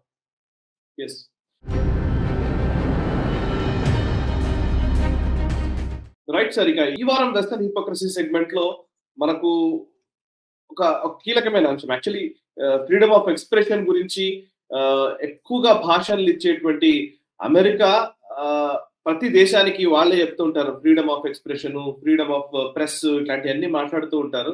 అట్లాంటి అమెరికా ప్రభుత్వము నిజానికి ఈ ఫ్రీడమ్ ఆఫ్ ఎక్స్ప్రెషన్ ఎంతవరకు అమలు పరుస్తుంది అని చూస్తే కనుక ఇప్పుడు రీసెంట్ గా ఒక ఇన్సిడెంట్ జరిగింది. జిమ్మీ కిమ్మల్ అనే వ్యక్తి ఎవరైతే రాబిన్సన్ చార్లీ కర్క్ ని హత్య చేశాడని చెప్తున్నారో, రాబిన్సన్ ఒక రైట్ వింగర్ అని ఒక షోలో ఆయన మాట్లాడుతున్నారు. సో వెంటనే ఆ షోని రద్దు చేయడము అండ్ ఈవెన్ డొనాల్డ్ ట్రంప్ దాకా కూడా దీని గురించి రెస్పాండ్ అవ్వడము ఇవన్నీ జరుగుతున్నాయి. అండ్ ఇది మాత్రమే కాదు, ఇంకోవైపు యాంటిఫా అనే ఒక సంస్థని కూడా బ్యాన్ చేస్తూ డొనాల్డ్ ట్రంప్ ప్రభుత్వం నిర్ణయం తీసుకుంది. యాంటిఫా బ్లాక్ లైవ్స్ మ్యాటర్ అనే ఉద్యమం అప్పుడు ఏదైతే చేశారో పూర్తిగా బిఎల్ఎం మూవ్మెంట్ అని అంటారు, ఆ మూవ్మెంట్ కి ఎక్కువగా పనిచేసినటువంటి యాంటిఫా సంస్థనే బ్యాన్ చేయడం జరిగింది. సో నిజానికి వాళ్ళ దేశంలో వాళ్ళ కనిపించే ఐడియాలజీ ప్రకారం వాళ్ళు చేయాలనుకుంటే అది ఫ్రీడమ్ ఆఫ్ ఎక్స్ప్రెషన్ కిందికి రాదు. బట్ మిగతా ఏ దేశాల్లో అయినా సరే వాళ్ళు ఏదైనా చేశారంటే మాత్రం అది press freedom, freedom of expression వీటికి విఘాతం కల్పించినట్టుగా వాళ్ళ రిపోర్ట్స్ అవన్నీ వస్తాయి. అఫ్ కోర్స్ ఇదే హిపోక్రసీ. ఒకసారి మీరు ఎక్స్ప్లెయిన్ చేయండి. కరెక్ట్. నిజంగా వీళ్ళు చెప్పేది ఒకటి, వీళ్ళు చేసేది ఒకటి. అందుకనే ద్వంద్వ ప్రమాణాలు అందాం కదా, దాన్ని మనం హిపోక్రసీ, వాళ్ళ ద్వంద్వ వైఖరి, ఇది మనం స్పష్టంగా చూస్తున్నాం. మనం ఇన్ఫాక్ట్ మనం అంతా ఆల్మోస్ట్ 1.5 years అయింది అనుకుంటాను ఈ సెక్షన్ పెట్టి. మనం బహుశా మనం గతంలో మనకు ఇంటర్నేషనల్ అఫైర్స్ తర్వాత డిఫెన్స్ రెండు కలిపి మనం మాట్లాడే వాళ్ళము. ఇప్పుడు డిఫెన్స్ రౌండప్ కింద సపరేట్ చేశాం దాన్ని. బహుశా త్వరలో దీన్ని వెస్టర్న్ హిపోక్రసీ రౌండప్ ఒకటి సపరేట్ చేయొచ్చు మనం. అంత హిపోక్రసీ మనకు కనిపిస్తుంటుంది ప్రతిరోజు కూడా. సో ఎనీవే ఈ రోజు మనం చూస్తే కనుక డొనాల్డ్ ట్రంప్ గతంలో పారమౌంట్ అన్నటువంటి ఒక మీడియా కంపెనీలో స్టీఫెన్ కాల్బర్ట్ అన్న వ్యక్తిని వాళ్ళు తీసేస్తే ఇతని తర్వాత నెక్స్ట్ కిమ్మెల్ని తీయబోతున్నాం అని చెప్పి అతను ఆల్రెడీ వార్నింగ్ ఇచ్చాడు ట్రంప్. ఇప్పుడు మనకు చార్లీ క్లార్క్ చంపేసిన తర్వాత చార్లీ క్లార్క్ ని చంపినటువంటి వ్యక్తి ఇతను రైట్ వింగర్ అని చెప్పి ఒక ఫాల్స్ నేరేటివ్ ఇచ్చాడు అతను ఇది right wing versus left wing జరుగుతున్నటువంటి ఘర్షణ ఇది. టైలర్ రాబిన్సన్ అన్న వ్యక్తి ఈ రైట్ వింగ్ భావజాలం ఉన్నటువంటి వ్యక్తిని చంపడానికి అతను చాలా కాలంగా ప్లాన్ చేసి చంపాడు. అంటే ఈ రైట్ వింగ్ భావజాలాన్ని వ్యతిరేకిస్తున్నటువంటి వ్యక్తి, మాగాని వ్యతిరేకిస్తున్నటువంటి వ్యక్తి టైలర్ రాబిన్సన్. కానీ అతను రైట్ వింగర్ అని చెప్పేసి అతన్ని ఏదో విధంగా తప్పించేటువంటి ప్రయత్నం లెఫ్ట్ వింగ్ తర్వాత మనకు ఈ యొక్క అంటే ఈ సోకాల్డ్ మాగాకి వ్యతిరేకంగా ఉన్న శక్తులు ఏవైతే ఉన్నాయో వాళ్ళని ఏదో విధంగా చాలా గొప్ప వాళ్ళ కింద చిత్రీకరించేటువంటి ప్రయత్నం మనకు జిమ్మీ కెమ్మెల్ చేశారు. అందుకని ఏబిసి అన్నది ఆ షో క్యాన్సిల్ చేసేసి అతన్ని తీసేశారు. డొనాల్డ్ ట్రంప్ ఇతన్ని తీసేసిన తర్వాత కూడా ఊరుకోలేదు. రాబోయే రోజుల్లో పెర్లాను మేయర్స్ కూడా తీసేస్తాము అని చెప్పి బెదిరిస్తున్నాడు. ఇదే అమెరికా జేడి వ్యాన్స్ కానీ డొనాల్డ్ ట్రంప్ కానీ యూరోప్ వెళ్ళినప్పుడు వాళ్ళకు ఫ్రీడమ్ ప్రెస్ ఫ్రీడమ్ మీద లెక్చర్లు ఇచ్చి వస్తారు. మీ దేశంలో ప్రెస్ ఫ్రీడమ్ లేదంటారు. భారతదేశం విషయం వస్తే కూడా ఫ్రీడమ్ ఆఫ్ ప్రెస్ అంతా మీరు నలిపేస్తున్నారు, ఫ్రీడమ్ ఆఫ్ ఎక్స్ప్రెషన్ లేదు, మీ ప్రెస్ స్వతంత్రంగా లేదు, ఇవన్నీ మనకు లెక్చర్లు ఇస్తారు. కానీ వాళ్ళ దేశంలో ఒక చార్లీ క్లార్క్ మర్డర్కి సంబంధించిన విషయం చూస్తే కనుక ఇంతమందిని తీసేశారు. మీరు వాళ్ళని అడిగేవాళ్ళు ఎవరు లేరు, ఆ దేశంలో ఫ్రీడమ్ ఆఫ్ ఎక్స్ప్రెషన్ లేదా అంటే అతను వాళ్ళు తీసేసిన వాళ్ళందరూ పునీతులు పవిత్రులు నేను చెప్పట్లేదు. కానీ మీరు చేసేటువంటి స్టాండర్డ్స్ మీకు నచ్చితే వాళ్ళు ఉంచుకుంటారు, మీకు నచ్చకపోతే మీ దేశంలో కూడా వాళ్ళు తీసి పడేస్తున్నారు. మీరు మీ దృష్టిలో వాళ్ళు సమాజానికి వ్యతిరేకంగా మాట్లాడారని మీరు తీసేస్తున్నారు. అదే పని మిగతా దేశాలు చేస్తే, యూరోప్ కానీ భారతదేశం కానీ ఇంకెవరైనా చేస్తే మీరు దాన్ని టాలరేట్ చేయరు. ఇదేమో ప్రెస్ ఫ్రీడమ్ అంటారు, వాక్ స్వాతంత్రం అంటారు, ఇవన్నీ మాటలు కొత్త కొత్త మాటలు తీసుకొస్తారు. ఇదే హిపోక్రసీ ఏంటంటే మీరు మాకేది లెక్చర్ ఇస్తారో మీరు ఎగ్జాక్ట్ గా దాని ఆపోజిట్ గా చేస్తారు. కాబట్టి అదే హిపోక్రసీ. మనకు డొనాల్డ్ ట్రంప్ అమెరికన్ ఎస్టాబ్లిష్మెంట్ భారతదేశాన్ని లెక్చర్ ఇవ్వడం ఆపేసి ముందర వాళ్ళ దేశంలో ఏం జరుగుతోందో దానికి సమాధానం ఇవ్వడం వాళ్ళు మొదలు పెట్టారు. కరెక్ట్.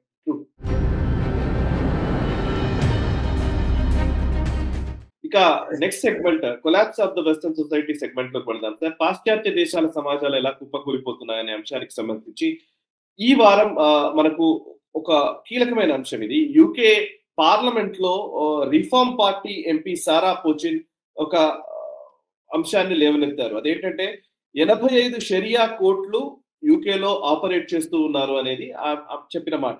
సో బేసికలీ 85 అంటే ఆల్మోస్ట్ యూరోప్ లో అన్ని దేశాల్లో అసలు షరియా కోర్టులు ఎక్కువగా ఉన్నటువంటి దేశం ఏదైనా ఉందంటే ఇప్పుడు అది ఇంగ్లాండ్ అని చెప్పక తప్పని పరిస్థితి వచ్చింది. అండ్ దానికి లేబర్ పార్టీ నుంచి వచ్చినటువంటి ప్రతిస్పందన ఇంకా దారుణం. ఇది రిలీజియస్ టాలరెన్స్ కింద మనము పరిగణలోకి తీసుకోవాలి, షరియా కోర్ట్స్ నడపడం తప్పేమీ కాదు అని చెప్పడం. సో మీరు ఇందాక అన్నట్టుగా ఇస్లామిక్ దేశంగా లేదా ఇస్లామిక్ మెజారిటీ దేశంగా ఇంగ్లాండ్ మారిపోవడానికి ఎంతో కాలం పట్టదు, చాలా అతి త్వరలోనే జరిగిపోతుంది అనడానికి ఇది నిదర్శనం. ఒకసారి దీని డీటెయిల్స్ చెప్తారు. కరెక్ట్. నువ్వు చెప్పినట్టు పార్లమెంట్ లో అఫీషియల్ గా యూకే ప్రభుత్వము షరియా కోర్ట్స్ ఉన్నాయి అని ఒప్పుకుంది. రెండు ఉన్న షరియా చట్ట ఈ కోర్ట్స్ ఏవైతే ఉన్నాయో 85 పైబడి ఏవైతే ఉన్నాయో వాటిని కోర్ట్ అండ్ కోర్ట్ టాలరేట్ చేయాలి అని చెప్పి స్టేట్మెంట్ ఇచ్చారు. అంటే దానికి వ్యతిరేకంగా మేము చర్యలు తీసుకోము అని చెప్తున్నారు. ఇది చాలా డేంజరస్. ఏ దేశంలో అయినా కానీ ఆ దేశం యొక్క సర్వోచ్చ న్యాయస్థానం ఏదైతే ఉందో, సుప్రీం కోర్టు ఉందో లేదా దానికి సంబంధించినటువంటి లోవర్ కోర్ట్స్ ఏవైతే ఉన్నాయో వాటికి మాత్రమే ఆ దేశంలో చట్టాలను ఇంప్లిమెంట్ చేసి చట్టాల మీద శిక్షలు వేయడము, దాని యొక్క ఇంటర్ప్రిటేషన్ అన్నది ఈ యొక్క చట్టం చే స్థాపించబడ్డటువంటి కోర్టులకు మాత్రమే అధికారం ఉండాలి. చట్టానికి సంబంధం లేకుండా చట్టానికి అతీతంగా తయారైనటువంటి ఇటువంటి కోర్ట్స్, షరియా కోర్ట్స్ లాంటివి ఏమైనా వచ్చినాయంటే కనుక వాటికి ఎటువంటి అధికారాలు ఉండడానికి వీల్లేదు. ఈ రోజు అఫీషియల్ గా యూకే ప్రభుత్వం దీన్ని టాలరేట్ చేయాలి, మేము ఒప్పుకుంటున్నాము, వాళ్ళు ఎటువంటి నిర్ణయాలు తీసుకున్నా మేము పెద్దగా పట్టించుకోమనడంలో ఎంత డేంజర్ మనం చూడొచ్చు. ఇప్పుడు షరియా కోర్ట్ ప్రకారము వాళ్ళు ఇన్హెరిటెన్స్ ఇవ్వరు. ఇప్పుడు తలాక్ ఇచ్చిన ఒక స్త్రీ ఉంటుంది, తలాక్ ఇచ్చిన స్త్రీ తన పిల్లల్ని ఓన్లీ గార్డియన్ గా వాళ్ళు మేజర్ అయ్యేంత వరకే ఉంచుకోవచ్చు. తర్వాత వాళ్ళ భర్తకి ఇచ్చేయాలి. భర్తకు సంబంధించినటువంటి ఆస్తి. తల్లికి ఎటువంటి హక్కులు ఉండవు షరియా ప్రకారం. రేపు అదే షరియా యూకేలో ఇంప్లిమెంట్ చేస్తే కానీ వాళ్ళ కోర్టులు ఒప్పుకుంటాయా? అలాగే అడాప్షన్ రైట్స్ లేవు షరియా ప్రకారం. మరి అడాప్ట్ చేసుకునేటువంటి హక్కులు స్త్రీలకు కలిగిస్తున్నాయి షరియా కోర్ట్స్. సో కాబట్టి ఇలా చెప్పుకుంటూ పోతే చాలా అంశాలు ఉన్నాయి. ఇస్లామిక్ రూలు, ఇస్లామిక్ జూరిస్ప్రుడెన్స్ కి, బ్రిటిష్ బైకామరల్ కాన్స్టిట్యూషనల్ రూల్ కి ఎన్నో డిఫరెన్సెస్ ఉన్నాయి. మరి ఈ డిఫరెన్సెస్ అన్నిటి కనుక షరియా కోర్టులు ఇంప్లిమెంట్ చేయడం మొదలు పెడితే మరి బ్రిటిష్ కోర్టుల యొక్క అధికారము, వాళ్ళ యొక్క నైతికత ఏ స్థాయికి ఉంటుందో మనం అర్థం చేసుకోవచ్చు. అంటే క్రమేపీ ప్రతి అంశము, వాళ్ళ సమాజంలో ప్రతి అంశము కూడా ఈరోజు ఈ యొక్క ఇస్లామిక్ భావజాలం అందామా లేదా ఒక షరియా ఇదందామా దాన్ని టేక్ ఓవర్ చేస్తాం. మొట్టమొదటిది వాళ్ళ స్కూల్లో వాళ్ళ సిలబస్ అంతా కూడాను ఇస్లాంకి వ్యతిరేకంగా ఏం మాట్లాడడానికి వీలేదు. దాని ఇస్లామోఫోబీ అని చెప్పేసి ఒక పేరు పెట్టారు. అక్కడ ఉన్నటువంటి ఇవన్నీ కూడా క్రిస్టియానిటీని తిట్టచ్చు, కానీ ఇస్లాంని ఏమో ముట్టడానికి కూడా వీల్లేదు, అలా తయారు చేశారు. 2, ఈవెన్ స్కూళ్ళు కాలేజీలో హలాల్ మీట్ తయారు చేసి తీసుకొచ్చి పెట్టారు. 3, వాళ్ళకి సంబంధించినటువంటి మాస్కుల్లో వాళ్ళు ఏమైనా మాట్లాడుకోవచ్చు, ఏమైనా అరవచ్చు, అది వాళ్ళ వాళ్ళ ఫ్రీడమ్ కింద, ఫ్రీడమ్ ఆఫ్ ఎక్స్ప్రెషన్ కింద ప్రభుత్వాలు ఏమి టచ్ కూడా చేయలేవు.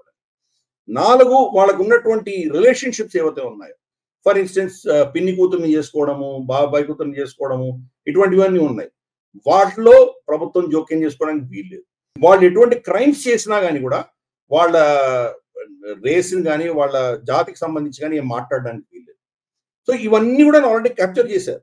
పొలిటికల్ గా చూస్తున్నాం ఈరోజు మనం, ఎన్నో సిటీస్ లో వాళ్ళే మేయర్స్ అవుతున్నారు, వాళ్ళ హోమ్ సెక్రటరీ వాళ్ళ వ్యక్తే ఉన్నారు. కాబట్టి ఎన్నో స్థాయిల్లో క్యాప్చర్ చేసుకుంటూ వెళ్ళిపోతున్నారు. ఈ రోజు కోర్టుల్లో కూడా వాళ్ళు కోర్టులకు అతీతంగా వాళ్ళు నిర్ణయాలు తీసుకుంటున్నారు, వాళ్ళు ఇంప్లిమెంట్ చేయగలుగుతున్నారంటే కనుక ఆ సమాజం పరిస్థితి ఏంటి? ఇన్ని స్థాయిలో కొలాకపోతుంది. దీనికి అంతటికి ముఖ్య కారణం ఏంటి? మూల కారణం ఏంటి? Vote bank politics. Vote bank politics వల్ల బ్రిటన్ వాళ్ళు క్రియేట్ చేసినటువంటి ఈ ఎలక్ట్రానిక్ సిస్టమ్, ఫస్ట్ మ్యాన్ పోజర్ అంటారు, లైన్ అంటారు కదా, అటువంటి ఫిలాసఫీ, అటువంటి డెమోక్రసీని తీసుకొచ్చి ఆ డెమోక్రసీ పేరిటనే ఈ రోజు బ్రిటిష్ సమాజంలో ఇవన్నీ ప్రాబ్లమ్స్ వస్తున్నాయి. కాబట్టి అదే సిస్టమ్ ని ఫాలో చేసిన మన దేశంలో ఎందుకు రాదు? కాబట్టి బ్రిటన్ లోనే ఈ మొసలం పుట్టిందండి, మన దేశంలో కూడా అదే పరిస్థితి. ఈ మైనారిటీ అపీజ్మెంట్ వల్ల వచ్చేటువంటి ఈ ఓట్ బ్యాంక్ సిస్టమ్ లో ఇలాగే కంటిన్యూ అవుతాయి కనుక దేశాలు పతనం చెందుతాయి.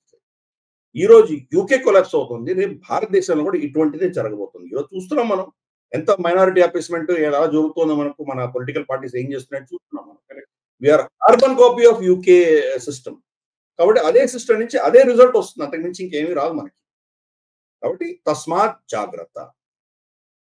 ఎస్ సార్, నిజంగా మీరు చెప్పినట్టుగా తస్మాత్ జాగ్రత్త, ఈ మాటతోటే మనం క్లోజ్ చేద్దాం sir. And thank you very much Giridhar గారు. చాలా విషయాలు మీరు చాలా అద్భుతంగా ఎక్స్ప్లెయిన్ చేస్తూ వస్తున్నారు. నిజంగా అంటే మీతో మాట్లాడుతూ ఉంటే వినాలంటూ అనిపిస్తూనే ఉంటది, బట్ టైం అనేది ఒకటి ఉంటుంది కాబట్టి మనం క్లోజ్ చేయాలి, కాబట్టి క్లోజ్ చేయాల్సి వస్తుంది. సో చాలా మందికి ఇట్లాంటి అభిప్రాయం ఉండవచ్చు వ్యూయర్స్ అందరికీ కూడా నిజానికి. Thank you very much sir. So ఇది చూసారు కదా ఈ వారం గ్లోబల్ రౌండప్. ఇది 214వ ఎపిసోడ్. ఇది వచ్చే వారం మళ్ళీ కలుద్దాము. అంతర్జాతీయ పరిణామాల్ని భారతీయ దృక్కోణంలో విశ్లేషించే చర్చా కార్యక్రమం గ్లోబల్ రౌండప్. ఈ ఎపిసోడ్ మీకు నచ్చితే వెంటనే లైక్ చేయండి, 10 మందికి షేర్ చేయండి, కమెంట్స్ ద్వారా మీ అభిప్రాయాలు మాతో పంచుకోండి. మనసా వాచా కర్మణ దేశహితం కోసం పరితపించే నేషనలిస్ట్ గ్రూప్ ఆఫ్ ఛానల్స్ ని సబ్స్క్రైబ్ చేసుకుని జాతీయవాద జర్నలిజాన్ని ప్రోత్సహించండి. Thank you very much. ఈ వీడియో మీకు నచ్చినట్టయితే లైక్ చేయండి, 10 మందికి షేర్ చేయండి, అలాగే కామెంట్ల రూపంలో మీ అభిప్రాయాలను మాతో పంచుకోండి. Nationalist hub group of channels ను సబ్స్క్రైబ్ చేసుకుని తెలుగునాట జాతీయవాద జర్నలిజాన్ని ప్రోత్సహించండి. ఈ వీడియో కింద ఉన్న బెల్ ఐకాన్ పై క్లిక్ చేయడం మర్చిపోవద్దు.